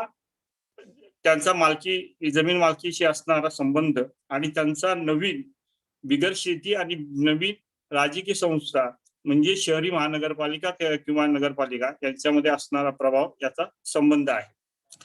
यातून काही शहरीकरणामुळे किंवा उद्योग क्षेत्राच्या विकासामुळे मला असं दिसतं की काही नवीन कुटुंब राजकीय दृष्ट्या अत्यंत प्रभावी उदयाला येतात. त्यातली काही फक्त महापालिका नगरपालिकांच्या पदापर्यंत न राहता वरती विधानसभेपर्यंत जातात. अशी अनेक उदाहरणं आपल्या आसपास आपल्याला पाहायला मिळतात. आपल्या डिपार्टमेंटचे विद्यार्थी केदार देशमुख हे पुण्याजवळच्या एका MIDCचं काम करत असताना त्याच्यामध्ये त्यांनी केलेलं आहे त्याचं एक मी निरीक्षण तुम्हाला सांगतो की तिथे एक मोठी फॅमिली उदयास आली. त्या फॅमिलीने एक स्वतःचा ब्रँड नेम घेतला. त्याचं नाव आहे राजमुद्रा ग्रुप. ते त्या MIDC मध्ये त्याचं स्क्रॅप गोळा करणं, कॅन्टीन चालवणं, ट्रान्सपोर्ट, कंत्राटी कामगार हे सगळं त्यांच्या ताब्यामध्ये आहे. असंच प्रत्येक MIDC मध्ये आपल्याला होताना दिसतं. 2019 मध्ये नगरजवळच्या एका MIDC मध्ये परंपरेने असलेले कम्युनिस्ट आमदार नंतर शिवसेना हे आमदार बाजूला पडून अत्यंत एक नवीन नेतृत्व उदयाला आलं आणि त्याचा संपूर्ण संबंध त्या MIDC मध्ये असणाऱ्या कंत्राटा जी आहे त्याच्याशी आहे हे त्या भागात राहणाऱ्या लोकांना माहिती आहे. उदाहरण मी तुम्हाला देतो. तिसरा जो मुद्दा आहे बिगर शेती अर्थव्यवस्थेचं महत्व वाढलं. 1960 मध्ये शेती क्षेत्राचं योगदान जे होतं महाराष्ट्राच्या GDP मध्ये ते 20 मध्ये अत्यंत कमी झालं. त्याची मी आकडेवारी तुम्हाला दिलेली आहे. परंतु त्याच वेळेस दुसरी गोष्ट झाली की ग्रामीण नेतृत्वाचं महत्व कमी झालं. त्याचं कारण असं आहे की सहकारी साखर कारखाने, स्थानिक संस्था विशेषतः जिल्हा परिषदा आणि पंचायत समिती यांचं महत्व कमी झालं. अर्थात ग्रामपंचायतीचं महत्व 14व्या फायनान्स कमिशनने वाढलं. शहरी नेतृत्व वाढलं. शहरी नेतृत्व सर्वच पक्षात वाढलं. 1995 पासून प्रत्येक पक्षामधलं जर आपण पदं पाहिली किंवा महाराष्ट्राचे मुख्यमंत्री पदापासूनची अनेक पदं पाहिली तर तुम्हाला शहरी हितसंबंधाचा शहरी भागाचा प्रभाव लक्षामध्ये येतो. आता हा जो शहरी बिगर शेतीचं महत्व वाढणं किंवा शेतीचं महत्व कमी होणं याचा एक छोटीशी फार महत्वाचा आकडेवारी माझ्याकडे आहे ती मी तुम्हाला देतो.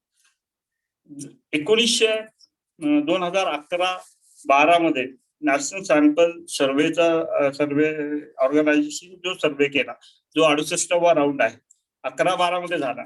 त्यात असं त्यांनी सांगितलं की ग्रामीण भागात जी कुटुंब आहेत त्याची संख्या काहीतरी 1,36,00,000 पुढे आहे. त्यापैकी 58% कुटुंब हे 0 ते 1 एकर जमीन मालक असणारी आहे. म्हणजे अत्यंत नगण्य जमीन असणारी आहे.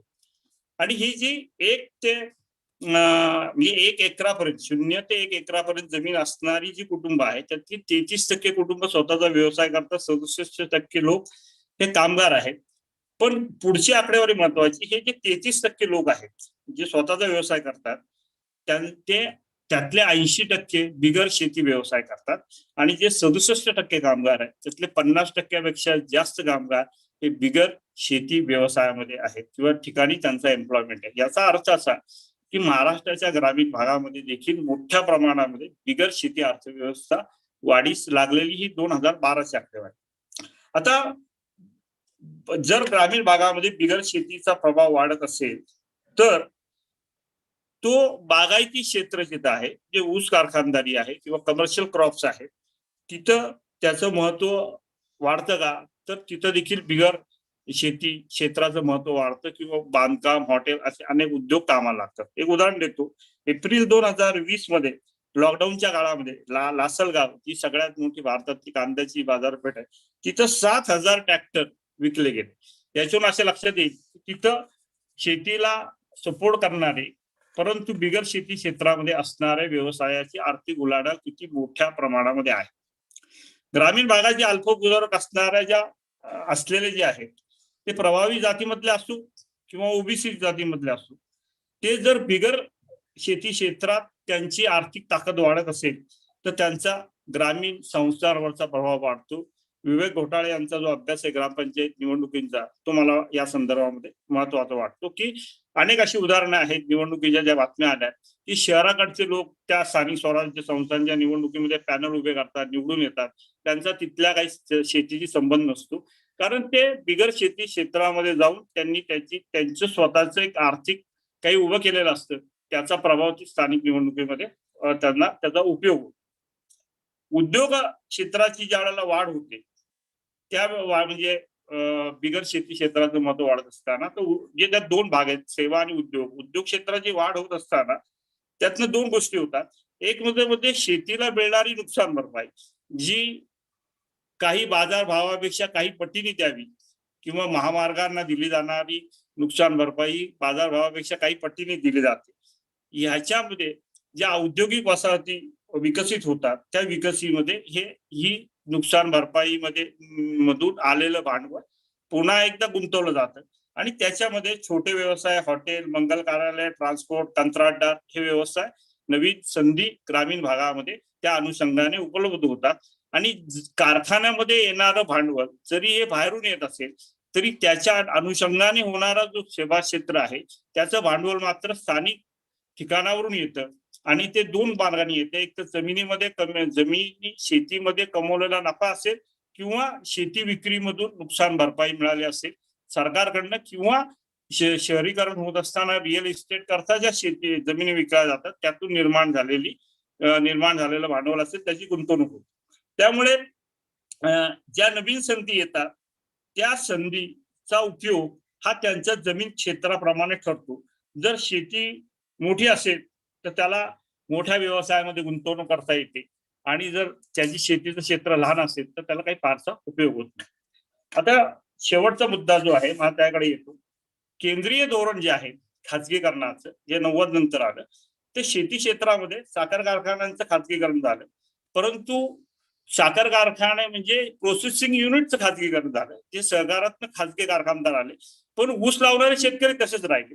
त्यामुळे पुन्हा एकदा नव्याने संस्था आणि शेतकरी हे ते त्यांचे आश्रिताचे संबंध होते ते तसेच राहिले, फक्त इथं संस्था जाऊन व्यक्ती आली आणि त्यातून मराठाच्या राजकारणामध्ये अत्यंत वेगाने वरच्या पदापर्यंत पोहोचलेले मराठवाड्यामध्ये अनेक खाजगी साखर कारखानदार आहेत, कारण त्या कारखान्याच्या माध्यमातून त्या शेतकऱ्यांवर नियंत्रण ठेवतात. जी गोष्ट साखर कारखान्यांच्या बाबतीमध्ये तीच गोष्ट सहकारी दूध संघ मोडीत घालून खाजगी दूध संघ वाढीस लागले. म्हणजे प्रोसेसिंग युनिट खाजगी, दुधाचं उत्पादन करणारा शेतकरी आणि याचे संबंध मग राजकीय निवडणुकीच्या माध्यमातून उपयोगी येतात. प्रश्न असा आहे की हे सहकारी साखर काढणारे लोक किंवा हे खाजगी दूध संघ काढणारे लोक, खाजगी साखर कारखाने काढणारे लोक हे कोण आहेत, तर असं लक्षात येतं अनेक वेळेला की जे जुने संस्था चालक होते सहकारी संस्थांमध्ये तेच हे नव्याने करताना आपल्याला दिसतात. आणि तो जो बदल आहे तो फक्त संस्था ह्या पातळीवर बदल झालेला दिसतो. तो प्रभावाचा मुद्दा जो आहे तो मात्र तसाच जुन्याप्रमाणे राहिलेला आहे असं आता तरी दिसतं. याचप्रमाणे एक छोटासा मुद्दा आहे तो चर्चेमध्ये आला तर बरं होईल. महाराष्ट्रामध्ये सर्व सहकारी बँका, जिल्हा बँका बंद पडल्या. 1-2 पुणे नगर सारख्या 2 चालू आहेत, बाकीच्या सगळ्या बंद पडल्या. पण त्याच वेळेला SBIचा एक रिपोर्ट आहे 2015 या 17 या काळामध्ये महाराष्ट्रातल्या 47% गरिबांनी कर्ज हे मायक्रो फायनान्स कंपन्यांकडनं घेतलं. महाराष्ट्र या पहिल्या 3 राज्यामध्ये आहे भारतात. तर माझा प्रश्न असा, ह्या बँका कोण काढतं? जुन्या पतसंस्था बंद पडून ह्या बँका निघतात का? कारण ह्या बँका नॉन डिपॉझिटरी नॉन बँकिंगचं काम करतात, पण त्याला त्यांच्याकडे असणारं भांडवल कुठून येतं? हा जो आहे ग्रामीण भागात जो बदल होतो आणि त्याचा काही नवीन राजकीय बदलाशी काही संबंध आहे का, हे देखील पाहणं गरजेचं आहे. या प्रक्रियेमध्ये ग्रामीण भागात नवीन लोक येतात का जुने लोक नवीन क्षेत्रात जातात? म्हणजे उदाहरणार्थ खाजगीकरणामुळे प्रचंड मोठ्या प्रमाणात रस्ते बांधणी, पाटबंधारे, रस्ते, ऊर्जा यांचं खाजगीकरण झालं, औद्योगिक वसाहती आल्या, ग्रामीण भागात भांडवल गुंतवणुकीस वाव मिळाला आणि हा पहिली 2 जी दशकं आहे म्हणजे 90 ते 2010, 14 नंतर ते बंद झालं. याच्यामध्ये जे इन्व्हेस्ट करणारे जे आहे त्याला प्रादेशिक भांडवलदार असा शब्द काही ठिकाणी वापरला गेलेला आहे आणि हे प्रादेशिक भांडवलदार हे आपलं असं दिसतं की त्या ठिकाणच्या राजकीय पक्षांचे सपोर्टर फायनान्सर होते आणि 2014 नंतर कॉर्पोरेट देणगी हा जो प्रकार आपल्याकडे आलेला आहे आणि त्यातनं आता प्रादेशिक भांडवलदार छोटी कामं करणारी 100-200 कोटीचा रस्ता असेल, 50 कोटीचं काही ऊर्जा प्रकल्प असेल, काही छोटंसं धरण असेल, हे आता सगळे हळूहळू संपुष्टात यायला लागले. पण याचे परिणाम दिसायला अजून वेळ लागेल. पण आता आपण असं म्हणू शकतो की खाजगीकरणाने मोठी संधी मिळाली आणि जे ग्रामीण भागामध्ये जे भांडवल होतं ते भांडवल गुंतवणुकीस नव्याने वाव मिळाला. याचं कारण असं की 1970च्या काळात काँग्रेसने ग्रीन रेव्होल्युशनच्या माध्यमातून मोठ्या शेतकऱ्यांना बळ दिलं, सबसिडीज दिली, त्यातून एक भांडवल निर्मिती झाली आणि 2090 नंतर केंद्र सरकारच्या नवीन धोरणामुळे एक नवीन संधी आली. व प्रश्न उपस्थित होतो की नवीन संधीचा फायदा घेणारे लोक कोण होते, त्यात कोण आले, जुने किती कंटिन्यू झाले नवीन संधीचा फायदा घेण्यासाठी, म्हणजे शेतीकडून बिगर शेती क्षेत्राकडे जाण्यासाठी, हा त्याच्यामधला माझा प्रश्न आहे. आणि मग प्रश्न म्हणजे कन्क्लुजन म्हणून मी असं येतो की जुने आणि नवीन अभिजन याची फरक नवीन हा बिगर शेतीमधला आणि जुना शेती क्षेत्रामधला असा आहे का जुने लोक शेती क्षेत्राकडून नवीन बिगर शेती क्षेत्राकडे वळतात आणि त्यांचा प्रभाव कायम ठेवतात. आणि मग तिथं प्रश्न येतो की मराठा डॉमिनन्सचा जो विवेकने मुद्दा उपस्थित केला तो पुन्हा एकदा मग जात सोडून आपण खाली यायचं का, क्लॅन किंवा कुटुंब असा जर विचार केला आणि तिथलं लोकल युनिट, स्थानिक प्रभावाचं, राजकीय प्रभावाचं, राजकीय संबंधाचं, तर मग मला असं वाटतं की काही याच्याबद्दल काही मार्गदर्शन सरांनी आणि मॅडमनी केलं तर मला असं वाटतं की ज्यांना काही थोडी अभ्यास महाराष्ट्राच्या राजकीय अर्थव्यवस्थेच्या बाबतीमध्ये करायचे याबद्दल ते जास्त उपयोगी ठरलं. एवढं मांडणी करून मी थांबतो. थँक्यू. धन्यवाद नितीन सर. इथे मूलभूत प्रश्न आपण उपस्थित केले, मुख्यतः महाराष्ट्राच्या राजकारणाबद्दल फील्ड वर्क, प्रत्यक्ष ज्याला आपण व्यवहारातला आणि ग्राउंडवरचा अनुभव आणि त्याच्या आधारे मांडलेले प्रश्न, आणि त्याच्या आधी मुक्ता मॅडम, विवेक सरांनी पुस्तकाबद्दलही काही प्रश्न उपस्थित केले. मी प्राध्यापिका राजेश्वरी देशपांडे मॅडमांना विनंती करतो त्यांनी आपली मांडणी करावी. परिसंवादात किंवा वेब संवादात आमच्या पुस्तकाच्या निमित्ताने हा परिसंवाद आयोजित केला याबद्दल मी प्राध्यापक ऋतुराज बुवा आणि संगमेश्वर महाविद्यालयाचे जे पदाधिकारी आहेत त्यांचे सर्वप्रथम आभार मानते. आणि या परिसंवाद सहभागी झालेले जे सगळे मित्र आहेत त्यांचेही आभार. मला वाटतं की हे फक्त औपचारिक स्वरूपाचे आभार मला इथे मानायचे नाहीये. त्याची 3 कारणं आहेत आणि ती 3 कारणांमध्ये सुद्धा माझ्या आत्ताच्या मांडणीचा काही भाग त्याच्यामध्ये येऊ शकतो. एक म्हणजे आत्ता वारंवार याचा उल्लेख झाला पण मी तो पुन्हा करते की गेली कित्येक वर्ष पुणे विद्यापीठ किंवा आता सावित्रीबाई फुले पुणे विद्यापीठाच्या राज्यशास्त्र विभागामध्ये महाराष्ट्राच्या राजकारणाविषयीचा अभ्यास करण्याची एक अतिशय सशक्त अशा स्वरूपाची परंपरा निर्माण झालेली आहे आणि अनेक वर्ष याच्याविषयीचं संशोधन आडवं उभं, म्हणजे आत्ताचे तुम्ही नितीन बिरमल यांनी केलेली मांडणी ऐकलीत किंवा आधी त्याच्याही आधी विवेकने जी मांडणी केली ती ऐकली तर किती सविस्तर पद्धतीने वेगवेगळ्या महाराष्ट्राच्या राजकारणाविषयी आणि राजकीय अर्थव्यवस्थेविषयी विशेषतः विचार आमच्या सगळ्या सहकाऱ्यांनी केलेला आहे याविषयीची कल्पना येईल. पण अशा प्रकारचं संशोधन गेली कित्येक वर्ष चाललेलं आहे आणि त्या संशोधनाच्या निमित्ताने महाराष्ट्राच्या राजकारणाविषयीची जो आपल्या सगळ्यांचा जिव्हाळ्याचा विषय आहे अशा विषयाची एक परत गंभीर स्वरूपाची चर्चा करण्याचं निमित्त या परिसंवादातून मिळालं असं मला वाटलं. या वक्त्यांनी पुस्तकाच्या निमित्ताने मांडणी केली आणि त्यासाठी त्यांनी आमचं पुस्तक वाचलं याच्याबद्दल सुद्धा त्यांचे आभार मानते मी त्या निमित्ताने. पण तुम्ही जर त्या पुस्तकाची आभार पत्रिका बघितलीत तर त्याच्यामध्ये असं आम्ही म्हटलंय की हे जरी पुस्तकाला नाव 2 लेखकांचं असलं तरी विशेषतः विवेक आणि नितीन बिरमन यांचा त्या पुस्तकाच्या मांडणीमध्ये आणि त्या पुस्तकाच्या आजूबाजूला झालेल्या चर्चेमध्ये इतका सविस्तर, तपशीलवार आणि गंभीर स्वरूपाचा सहभाग आहे की ते पुस्तक एका गटाने तयार केलेलं, संशोधकांच्या एका गटाने तयार केलेलं पुस्तक आहे आणि हे मला वाटतं अतिशय महत्वाची बाब आहे. नुसतंच नितीन आणि विवेक हे त्यामध्ये त्या पुस्तकाच्या मांडणीमध्ये युक्तिवादांमध्ये सहभागी असतात नेहमी असं नव्हे, पण आम्ही त्या आभार पत्रिकेमध्ये जे आमचे विविध विद्यार्थी, विशेषतः सरांचे विविध विद्यार्थी हे वेगवेगळ्या काळामध्ये महाराष्ट्राच्या राजकारणाच्या संशोधनात सहभागी झाले त्यांचेही मनापासून आभार मानले आहेत. आणि याचं कारण असं की हा सगळा जो उद्योग आहे तो राजकारण नावाचं जे सार्वजनिक निर्णय प्रक्रियेचं क्षेत्र आहे त्याच्याविषयी आस्था असणारे आणि त्याच्याविषयी उत्सुकता असणारे असे अनेक लोक हे नानाविध कारणांमुळे पुणे विद्यापीठाच्या राज्यशास्त्र विभागाशी जोडले गेले वर्षानुवर्ष आणि त्यातून ह्या सगळ्या संशोधनाचा एक सविस्तर प्रकल्प साकारला. ही विशेष आनंदाची बाब आहे हे मला या परिसंवादाच्या निमित्ताने पुन्हा मुद्दाम नमूद करावंसं वाटतं. त्या संशोधनाची सुरुवात किंवा त्या संशोधनाचे अध्वर्यू अध्यक्ष म्हणून प्राध्यापक राजेंद्र बोरा, दिवंगत प्राध्यापक राजेंद्र बोरा यांनी काम केलं असलं तर त्याच्यानंतर प्राध्यापक सुहास पळशीकरांनी आम्हाला सगळ्यांना मार्गदर्शन केलं. त्यामुळे इथे आता जेव्हा ऋतुराज म्हणाला की सरांनी आणि मॅडमनी मार्गदर्शन करावं तेव्हाही माझा नेहमीच संभ्रम होतो, कारण ते मधल्या पिढीचं अडकलेलं असं पण आपण त्याच्याकडे बघू शकतो. माझी जी अवस्था आहे ती, पण सरांनी त्याचं मार्गदर्शन केलं आणि त्या मार्गदर्शनाचं म्हणजे बोरा सरांच्या असेल किंवा पळशीकरांच्या सुद्धा हे वैशिष्ट्य राहिलं की जे विद्यार्थी होते ते त्यांचे सहकारी बनले आणि त्याचा सुद्धा हे पुस्तक म्हणजे एक नमुना आहे.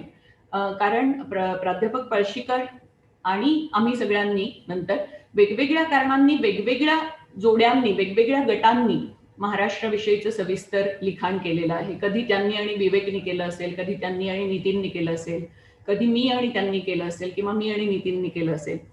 तर एक त्याला सार्वत्रिक गटाचा अनुभव म्हणून एक चांगला समुदाय जो राज्यशास्त्राचा आणि महाराष्ट्रातल्या राजकारणाचा अभ्यास करू इच्छितो असा एक संशोधकांचा समुदाय किंवा गट या निमित्ताने तयार झाला.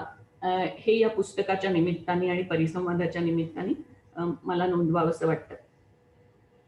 दुसरा मुद्दा आभाराचा म्हणजे ह्या परिसंवादाचं निमित्त हे महत्वाचं मला याच्यासाठी वाटलं की हा ग्रंथ इंग्रजीमध्ये आहे आणि त्याची चर्चा आपण आता मराठीत करतो.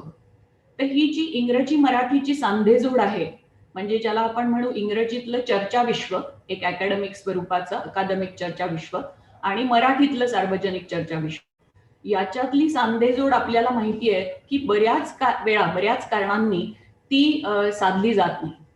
इंग्रजीमध्ये काही लिखाण होतं ज्याला आपण म्हणू की विद्याशाखेत वेगवेगळ्या विद्याशाखांमधलं आणि त्या प्रकारच्या नियतकालिकांमध्ये, इंग्रजी नियतकालिकांमध्ये, संशोधनपर पत्रिकांमध्ये किंवा पुस्तकाच्या रूपाने पब्लिश होतं आणि मराठीमध्ये जे एक सार्वजनिक चर्चा विश्व साकारतं ते किंवा विद्यापीठीय चर्चा विश्व आणि ज्याला आपण म्हणू की इतर संस्था, सामाजिक संस्था आणि लोक ज्या पद्धतीने विचार करतात ते सार्वजनिक चर्चा विश्व, यांच्यामधली सुद्धा सांधेजोड नेहमी होतेच असं नाही. तर या चर्चेचं एक निमित्त त्यासाठी झालं तर तीही बाब मला उल्लेखनीय वाटली. आणि तिसरं सगळ्यात महत्वाचं असं मला वाटलं की या चर्चेला एका बाजूला म्हणजे 2 प्रकारचे संदर्भ आहेत. आपण जे बोलतो महाराष्ट्राचं राजकारणाबद्दल त्याला एका बाजूला त्याला स्थानिक संदर्भ आहे आणि मी म्हटलं तसं या इथल्या राजकारणाविषयी, गेल्या 60 वर्षाच्या इथल्या राजकारणाविषयी आपल्या सगळ्यांना एक उत्सुकता असल्यामुळे ते समजून घेण्यामध्ये, त्याच्यावर चिकित्सक अशा प्रकारचं त्याचं विश्लेषण करण्यामध्ये रस असणारे आपण लोक असल्यामुळे त्याचे स्थानिक संदर्भ हे निश्चितच आपल्या दृष्टीने महत्वाचे आहेत. आणि तिघांनीही, म्हणजे मुक्ता, विवेक आणि नितीन, या तिघांनीही ते स्थानिक संदर्भ आणि त्याच्या निमित्ताने तयार होणारे प्रश्न हे आपल्या चर्चेमध्ये उलगडून दाखवले अतिशय सविस्तरपणे. मी त्यांची आभारी आहे त्याबद्दल. पण हे जे स्थानिक संदर्भ आहेत ते आपल्याला एका अर्थाने महाराष्ट्राच्या राजकारणाचा आणि भारतातल्या लोकशाही राजकारणाचा किंवा इतर राज्यांमधल्या लोकशाही राजकारणाचा खालून वर अशा पद्धतीने अभ्यास करायला सुद्धा प्रेरित करतात किंवा उत्तेजन देतात, त्या प्रकारची चर्चा सुरू व्हायला. आणि दुसऱ्या बाजूला ते तुलनात्मक स्वरूपाच्या अभ्यासाला सुद्धा मदत करतात असं मला वाटतं. आणि त्यामुळे या पुस्तकाला एका अर्थाने स्थानिक संदर्भ आहे, महाराष्ट्राच्या राजकारणाचा आढावा घेण्याचा आम्ही प्रयत्न करतो आहोत. पण त्याचबरोबर आत्ताच्या चर्चेमध्ये उपस्थित झालेल्या मुद्द्यांच्या आधारेच आपल्याला असं म्हणता येईल की त्याचे जास्त सार्वत्रिक आणि जास्त सार्वकालिक किंवा तुलनात्मक संदर्भ सुद्धा आपल्याला लक्षात घ्यावे लागतील. किंबहुना प्राध्यापक बुवा यांनी सुरुवातीला उल्लेख केला की सेजनी ही series politics in Indian states अशा प्रकारची सिरीज सुरू केली आणि त्यातला हा 5वा व्हॉल्यूम आहे. तर तुमच्यापैकी काही लोकांना माहिती असेल की ही जी सिरीज आहे पॉलिटिक्स इन इंडियन स्टेट्स, त्याचे सिरीज एडिटर्स किंवा संपूर्ण त्या प्रकल्पाचे समन्वयक म्हणून प्राध्यापक पळशीकर आणि मी काम करतो. आणि ती सिरीज सेज प्रकाशनाला आम्ही सुचवली, अशा प्रकारची सिरीज सुरू करावी हे आम्ही सुचवलं. याचं कारण असंच आहे की एक महाराष्ट्राचा जर आपल्याला अभ्यास करायचा असेल किंवा कुठल्याही एखाद्या राज्याचा त्याच्या स्थानिक राजकारणाच्या संदर्भात अभ्यास करायचा असेल तर त्याला आपल्याला काही तुलनात्मक संदर्भ सुद्धा शोधावे लागतात, त्याला आपल्याला काही तुलनात्मक अभ्यासांची सुद्धा जोड द्यावी लागते. हा हेतू त्यामागे होता. आणि त्यामुळे इतर राज्यांच्या संदर्भात महाराष्ट्राचा अभ्यास करण्याचे प्रयत्न किंवा कोणत्याही राज्याचा अभ्यास करण्याचे प्रयत्न, विशेषतः पळशीकर आणि यादव यांनी जी मांडणी केली राज्यांच्या भारतीय राजकारणातल्या महत्वाविषयीची, त्याच्या चौकटीत या प्रकारचे अभ्यास अधिक व्हावेत हा देखील उद्देश त्यामागे होता. तुमच्यापैकी काहींना हेही आठवत असेल की 2009 मध्ये, म्हणजे जेव्हा महाराष्ट्र राज्याच्या स्थापनेला 50 वर्ष पूर्ण होणार होती किंवा नव्हती होणार, सॉरी, तेव्हा आम्ही अशाच प्रकारचा एक प्रयोग हा महाराष्ट्राचा इतर राज्यांच्या संदर्भात अभ्यास करण्याचा एका सेमिनार मार्फत केला आणि त्याला महाराष्ट्र कॉन्टेक्स्च्युअलायझिंग महाराष्ट्र असं नाव दिलं.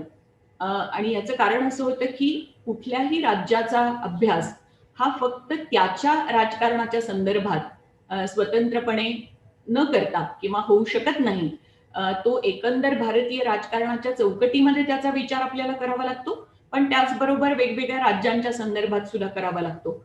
आणि ही बाब केवळ राज्यांबाबत खरी नाही तर इतर अनेक एककांच्या बाबतीत, राजकारण जिथे साकारता अशा अनेक एककांच्या बाबतीत सुद्धा खरी आहे. अशा सगळ्या विश्वासामधून हे एक पुस्तक महाराष्ट्रावरचं तयार होतं. हा संदर्भ देखील आपल्या चर्चेसाठी महत्वाचा ठरेल असं मला वाटतं.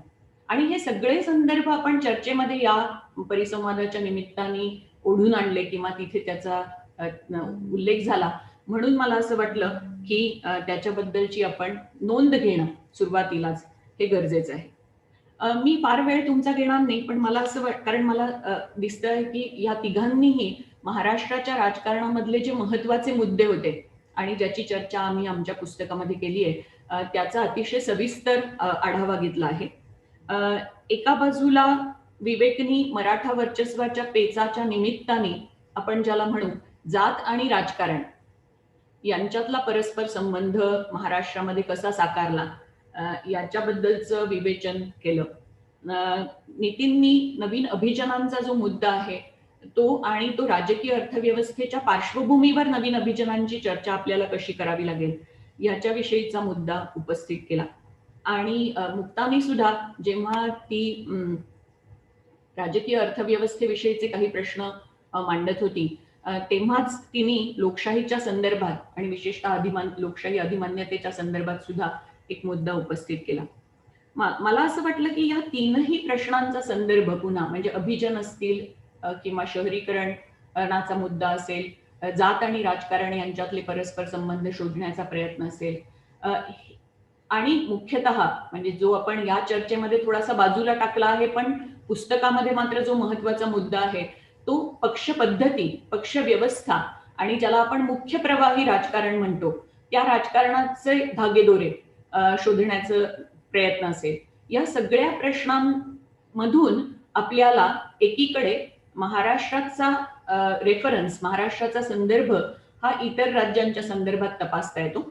इतर राज्यांमध्ये काय परिस्थिती आहे याचा आढावा, याचं विश्लेषण घेण्यासाठी आपल्याला उपयुक्त ठरू शकतं महाराष्ट्राचं विश्लेषण. ही एक बाजू.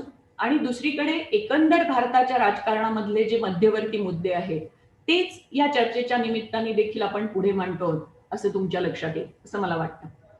विशेषतः जात आणि राजकारणाचा जो संदर्भ आहे तर तो काही महाराष्ट्रापुरता मर्यादित नाही आणि याच्याबद्दल सविस्तर मांडणी अभ्यासकांनी जशी केली आहे तशीच आपल्याला माहिती आहे की राजकीय आंदोलनांमध्ये आणि प्रत्यक्ष आपल्या सार्वजनिक चर्चा विश्वामध्ये सुद्धा ती सातत्याने होती आहेत. जर इथे मराठा पेच आपण चर्चा करत असू तर जाटांपुढेही तोच पेच आहे, लिंगायतांपुढेही तोच पेच आहे. या अर्थाने त्याला एक सार्वत्रिक संदर्भ या चर्चेला प्राप्त होतात आणि मला वाटतं आपल्या अभ्यासामध्ये पुढच्या काळामध्ये त्या संदर्भांची चर्चा करता येऊ शकते. मला असं वाटलं की मुक्तांनी जो लोकशाही अधिमान्यतेचा प्रश्न उपस्थित केला त्याच्याविषयी एक दोन गोष्टी सांगून मी थांबते आणि मग कदाचित आणखीन पुन्हा आपल्याला चर्चेत काही बोलता येईल. मला असं वाटलं की हे जे आपण महाराष्ट्राचे सर्व तपशील पाहतो आहोत आणि तिथे एक अडकल्याची राजकारण एका विशिष्ट टप्प्यावर येऊन अडकल्याची जी भावना निर्माण झालेली दिसते किंवा डिस्टॉर्शन्स, त्याच्यामध्ये काही विरोधाभास तयार झाल्याची शक्यता जी दिसते आणि ते या पुस्तकामध्ये एक युक्तिवाद म्हणून महत्वाचा पुढे आलेला आहे. त्याच्यामधून मला असं वाटलं की तिने उपस्थित केलेला प्रश्न हा आपल्याला जास्त गंभीरपणे हाताळावा लागेल आणि त्या प्रश्नातून मला असं वाटलं की आपल्या अभ्यासांमध्ये कदाचित आपल्याला याचा शोध घेता येईल की एकंदर लोकशाही व्यवस्था जी आहे केवळ महाराष्ट्रातली नव्हे आणि मुख्य प्रवाही राजकारणामधूनच्या माध्यमातून व्यक्त होणारी नव्हे पण एकंदर लोकशाही व्यवस्था जी आहे ती सामाजिक सत्ता संबंध जे आहेत तिथले त्यांना आव्हान देण्यामध्ये अंतिमतः किती यशस्वी ठरते. म्हणजे आपण बघतो की अभिजनांचं एक सॉर्ट ऑफ सर्क्युलेशन किंवा चलनवलन होत आहे.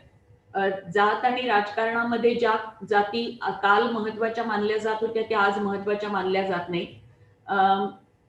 ग्रामीण भागातून शहरी भागामध्ये स्थलांतर किंवा सत्तेचं सुद्धा हस्तांतरण होत आहे काही प्रमाणामध्ये.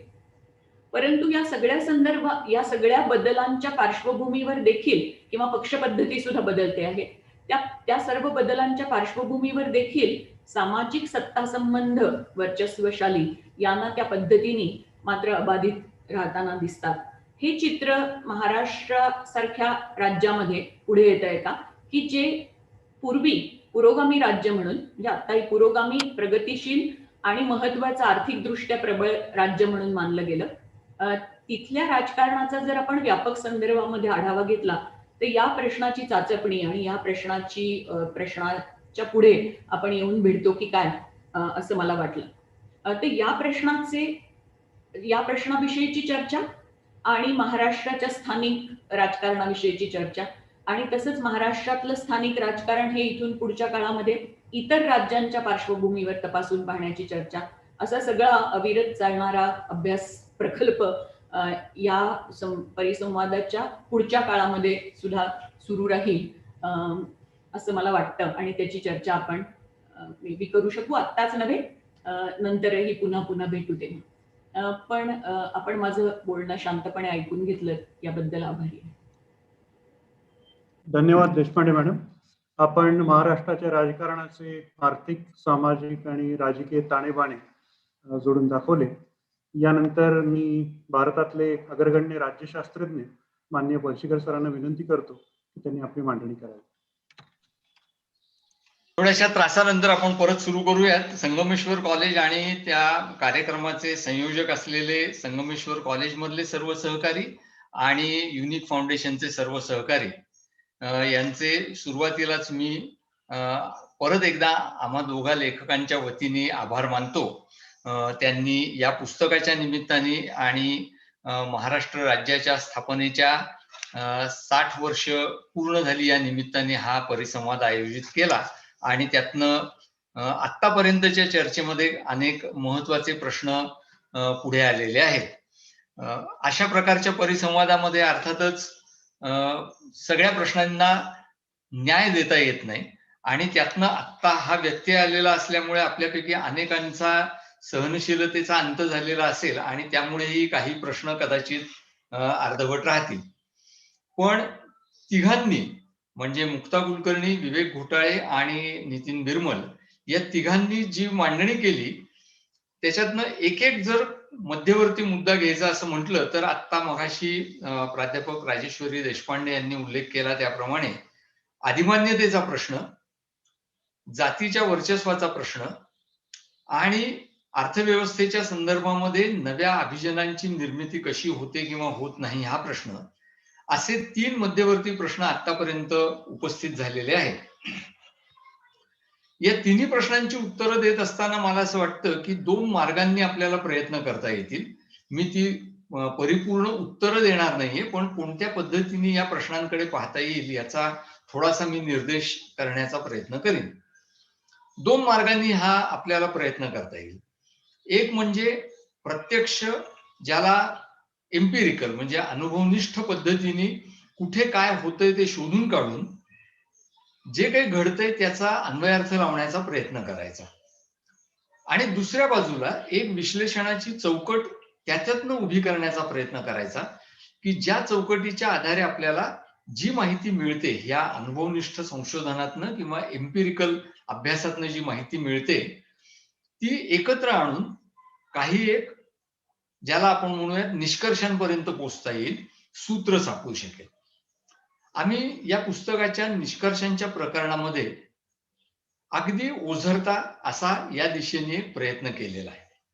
तो असा केलेला आहे की सत्ता ही 3 प्रकारची असते असं जर मानलं, ज्याला आपण म्हणूयात शासकीय निवडणुकीतून मिळणारी औपचारिक सत्ता, दुसरी आर्थिक सत्ता जिचा संदर्भ डॉक्टर नितीन बिरमल यांच्या मांडणीमध्ये सविस्तरपणे आलेला आहे, आणि तिसरा सामाजिक सांस्कृतिक सत्ता की जी म्हटलं तर जातीच्या संदर्भात असू शकते आणि त्यामुळे विवेक घोटाळे यांच्या विवेचनामध्ये तो मुद्दा आलेला आहे, पण जी कदाचित जातीच्या पलीकडे देखील जाऊन सामाजिक संबंध आणि सांस्कृतिक वर्चस्व यांच्या संदर्भात असते अशी सत्ता.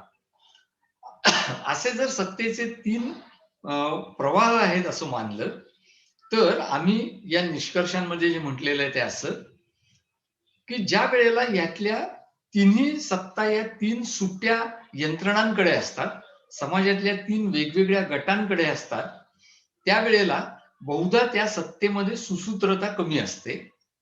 त्यामुळे सत्तेची धुरीणत्व असं ज्याला म्हणतात ते कमी असतं आणि अर्थातच त्यामुळे त्या सत्तेचा दबदबा किंवा अधिमान्यतेचा प्रश्न जो असतो तो क्षीण राहतो. ज्याला काँग्रेस व्यवस्था असं म्हटलं गेलं, त्या काँग्रेस व्यवस्थेच्या काळामध्ये या तिन्ही मध्ये काही प्रमाणात मेळ होता. अगदी सुरुवातीच्या काळात अर्थव्यवस्था, सांस्कृतिक वर्चस्व आणि शासकीय सत्ता या तिन्ही एकत्र होत्या. त्या जसजशा विस्कळीत झाल्या तसतसं ज्याला चव्हाण प्रणित राजकारणाची एक चौकट असं म्हटलं जात होतं ती ढासळली आणि त्याच्यानंतरच्या काळामध्ये मग काँग्रेस व्यवस्था असं ज्याला म्हटलं जातं ती कोसळली. आणि या पुस्तकामध्ये ज्याचा सविस्तर अभ्यास केलेला आहे तो 90चा कालखंड येतो.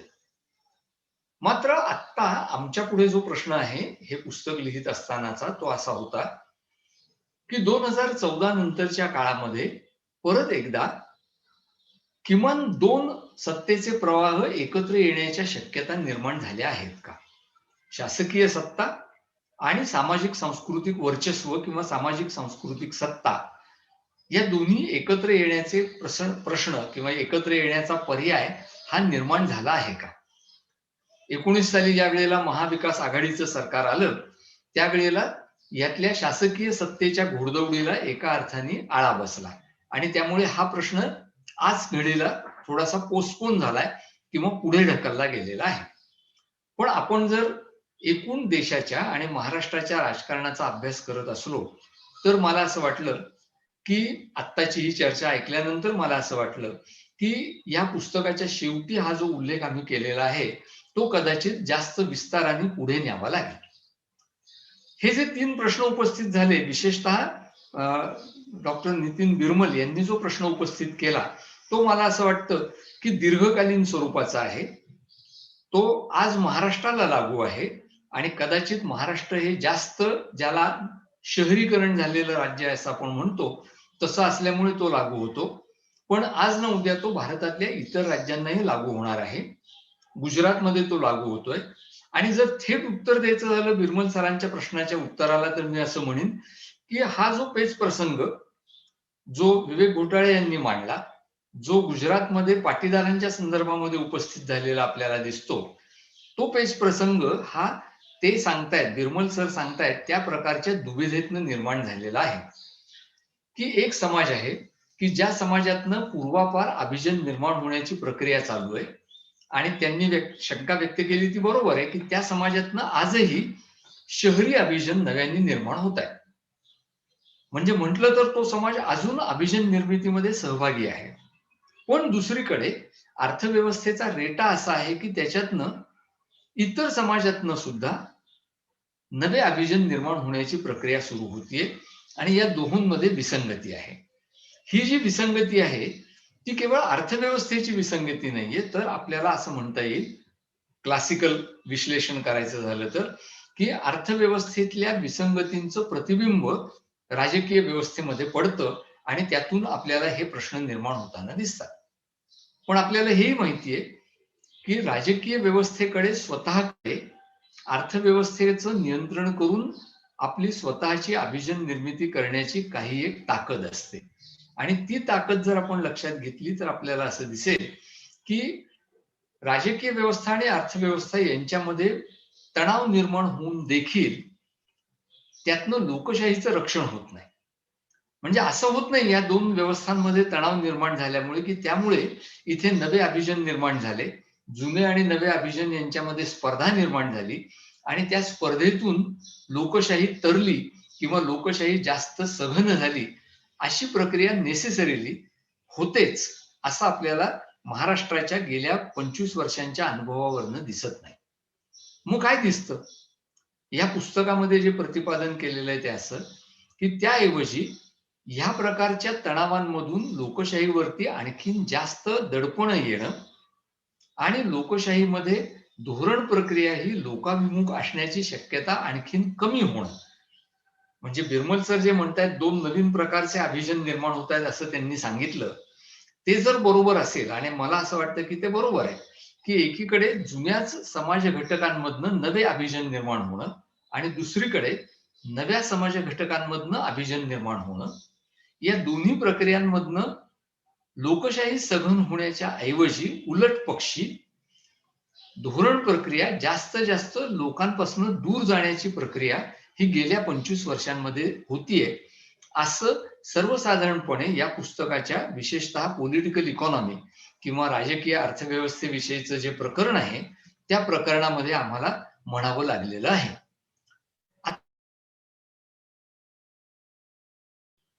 दोन प्रश्न विचारता येतील. एक, इतर राज्यांना किती लागू होतं हा एक प्रश्न ज्याचा प्राध्यापक देशपांडे यांनी उल्लेख केला की हे प्रश्न तौलनिक स्वरूपाचे निर्माण होतात, तसा हा प्रश्न आहे. आणि दुसरा प्रश्न हा आहे की हे जे घडतंय त्यातून महाराष्ट्राचं राजकारण येत्या काळात कोणत्या दिशेने जाण्याची शक्यता आहे.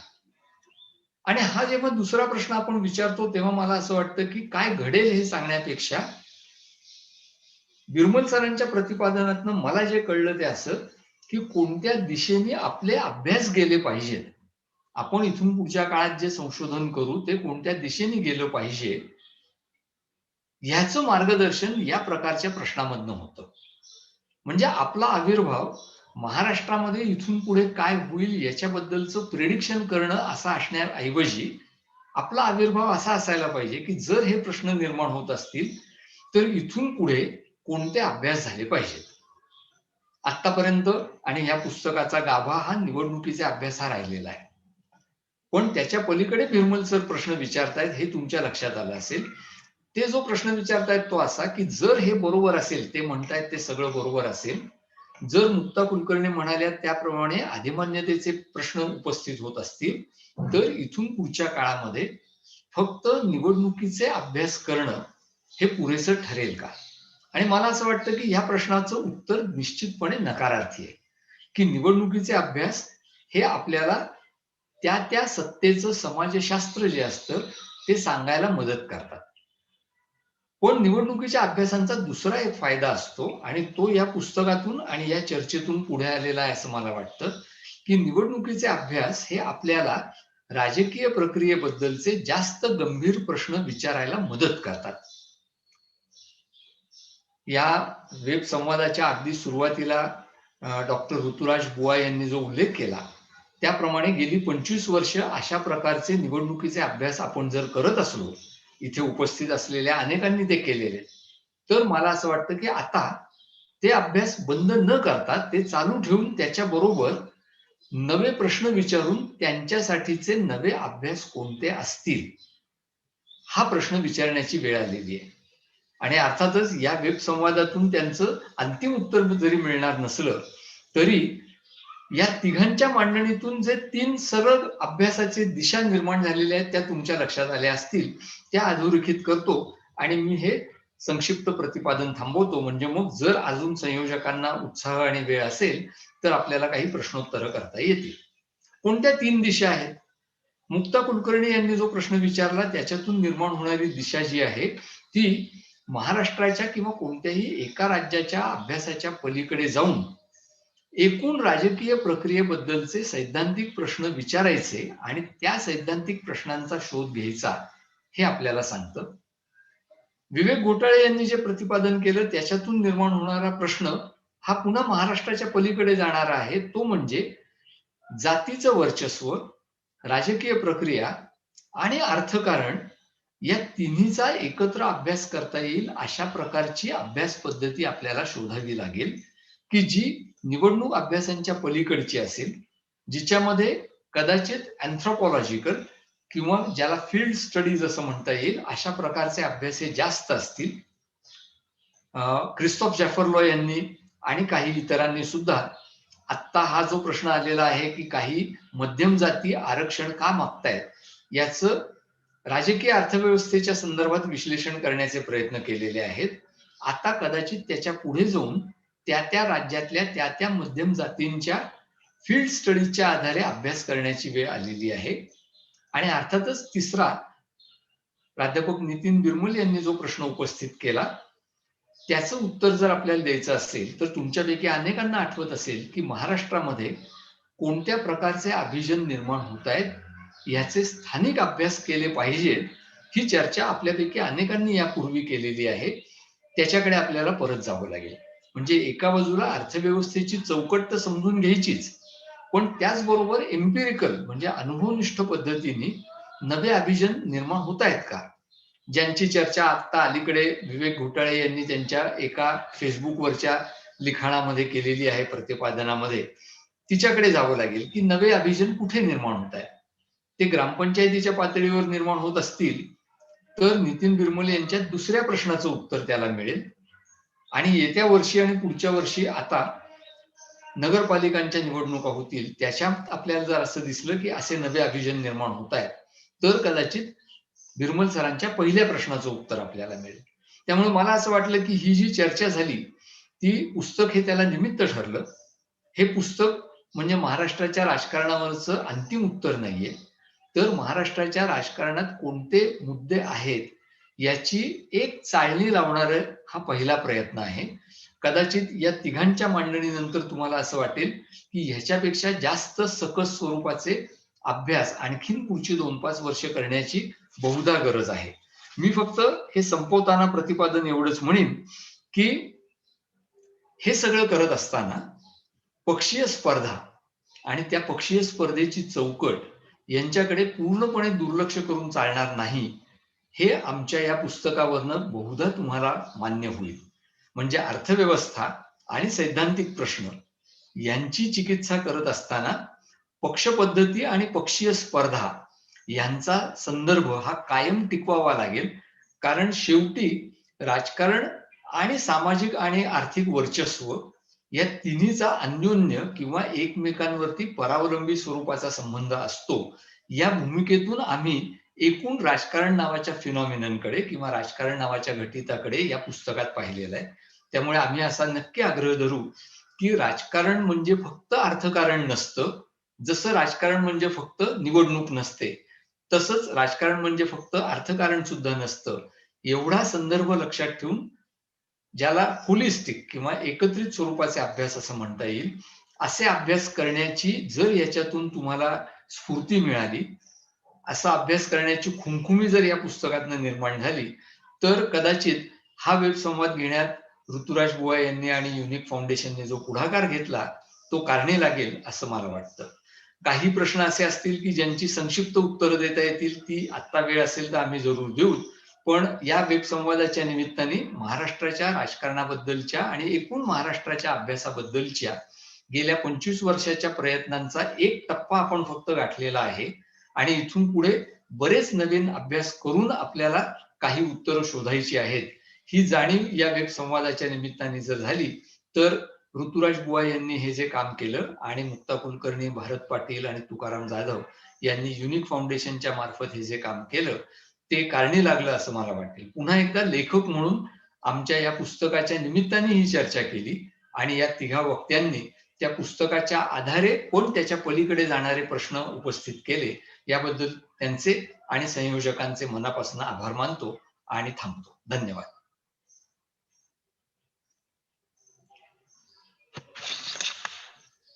धन्यवाद पळशीकर सर. पुढील संशोधनाची दिशा आपण दाखवली आणि सुरुवातीपासून आपण जी चर्चा केली आणि त्यामध्ये जो मुद्दा पुढे आला की संशोधनाचं टीम वर्क आहे, त्याचा आदर्श आपण या वेबसंवादात पाहिला. मी संगमेश्वर कॉलेजच्या राज्यशास्त्र विभागाच्या वतीनं ही ग्वाही देऊ इच्छितो की आमचे विद्यार्थी सुद्धा अशा विविध आपल्या प्रकल्पांमध्ये आणि जी संशोधनाची दिशा आपण दाखवली त्यामध्ये निश्चितपणे सहभागी होते आणि एकत्रित मिळून तुम्ही जे नवीन नवीन मुद्दे उपस्थित केले पुस्तकाच्या पलीकडचे, जे खरं तर प्रश्नांच्या बाबतीत असं मला म्हणता येईल की प्रश्न जे आलेले होते आम्ही आधीच मागवलेले होते, त्या बहुतेक सर्व प्रश्नांची उत्तरं किंबहुना त्या प्रश्नांच्या पलीकडे जाऊन मांडणी आज झालेली आहे आणि युट्यूबवरती आम्ही सातत्यानं पाहतोय. तर हे निवेदन आणि त्यातलं एकूणच भविष्यातलं संशोधन या दृष्टीनं जर विचार केला तर हा परिसंवाद जसं सर आता म्हणाले की एका अर्थानं नव्या संशोधनाची नांदी ठरावी किंवा सुरुवात ठरावी आणि त्यामध्ये आपण सर्वच जण सहभागी होणार आहोत. प्रश्नोत्तराच्या कार्यक्रमाचा मुद्दामच मी उल्लेख यासाठी केला की प्रश्न काही पत्रकारांनी विचारलेले आहेत, काही विद्यार्थ्यांनी विचारलेले आहेत.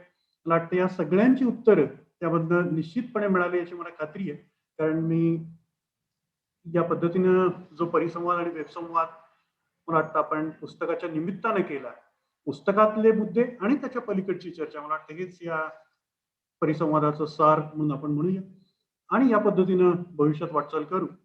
औपचारिक आभार मानणं, तसं मला वाटतं आपण देशपांडे मॅडमचा उल्लेख केला की खरं तर हे आभार आहेत ते प्रत्यक्षामध्ये आपण जे संशोधन कार्य केलं त्या कार्याचा आणि एकूण याचा आढावा घेऊन आपण पुढे जाणं यातच खरं आपल्याला स्वारस्य.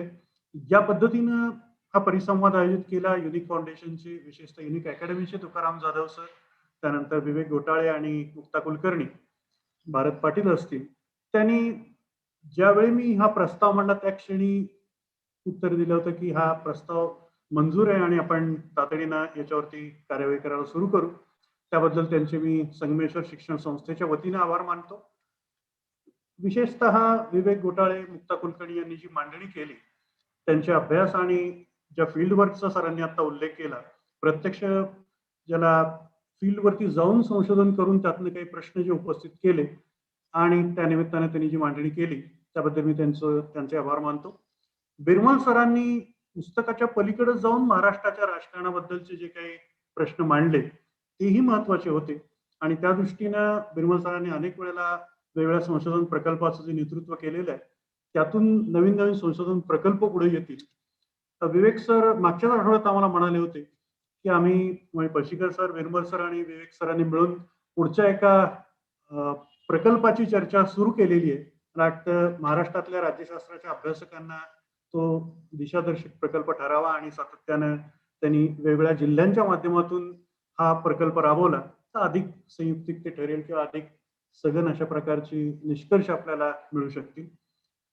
देशपांडे मॅडम यांनी जे मार्गदर्शन केलं आणि त्यातनं जे वेगवेगळे मुद्दे उपस्थित केले, काही प्रश्नांची उत्तरे दिली आणि वेगवेगळ्या पद्धतीने आपल्याला सर्वेक्षणाची आणि भविष्याची दिशाही दाखवली. त्या खरं तर आंतरराष्ट्रीय प्रकल्पामध्येही काम करतात. पळशीकर सरही आहे.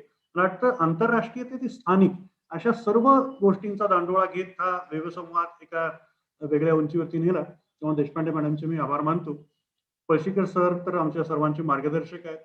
त्यामुळं त्यांनी जे मार्गदर्शन केलं त्याबद्दल मी मनपूर्वक त्यांना धन्यवाद देतो आणि केवळ इथं औपचारिक धन्यवाद किंवा आभार म्हणून थांबत नाही तर आश्वासन असं देतो की जे जे संशोधन प्रकल्प पुढे होतील त्याच्यामध्ये सक्रिय सहभाग आपण सर्वच जण या परिसंवादात सहभागी झालेले सक्रियपणे त्यांना सहकार्य करू आणि सहभाग देऊ. युनिक फाउंडेशन सारखी संस्था आपल्याला याबाबत सहकार्य करणारच आहे.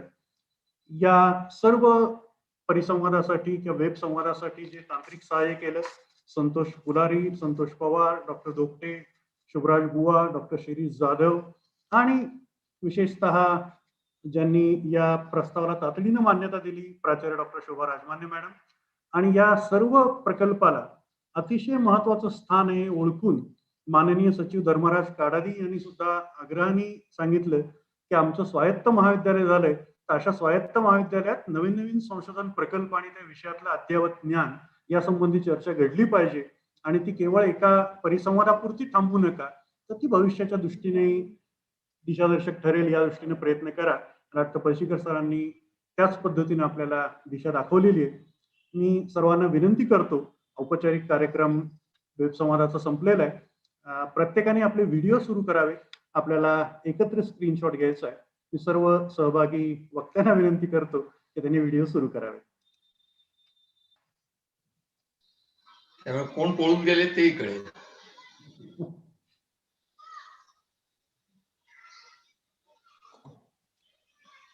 धन्यवाद. आपण सर्व या वेब संवादात सहभागी झाला त्याबद्दल संगमेश्वर एज्युकेशन सोसायटी तर्फे मनपूर्वक धन्यवाद.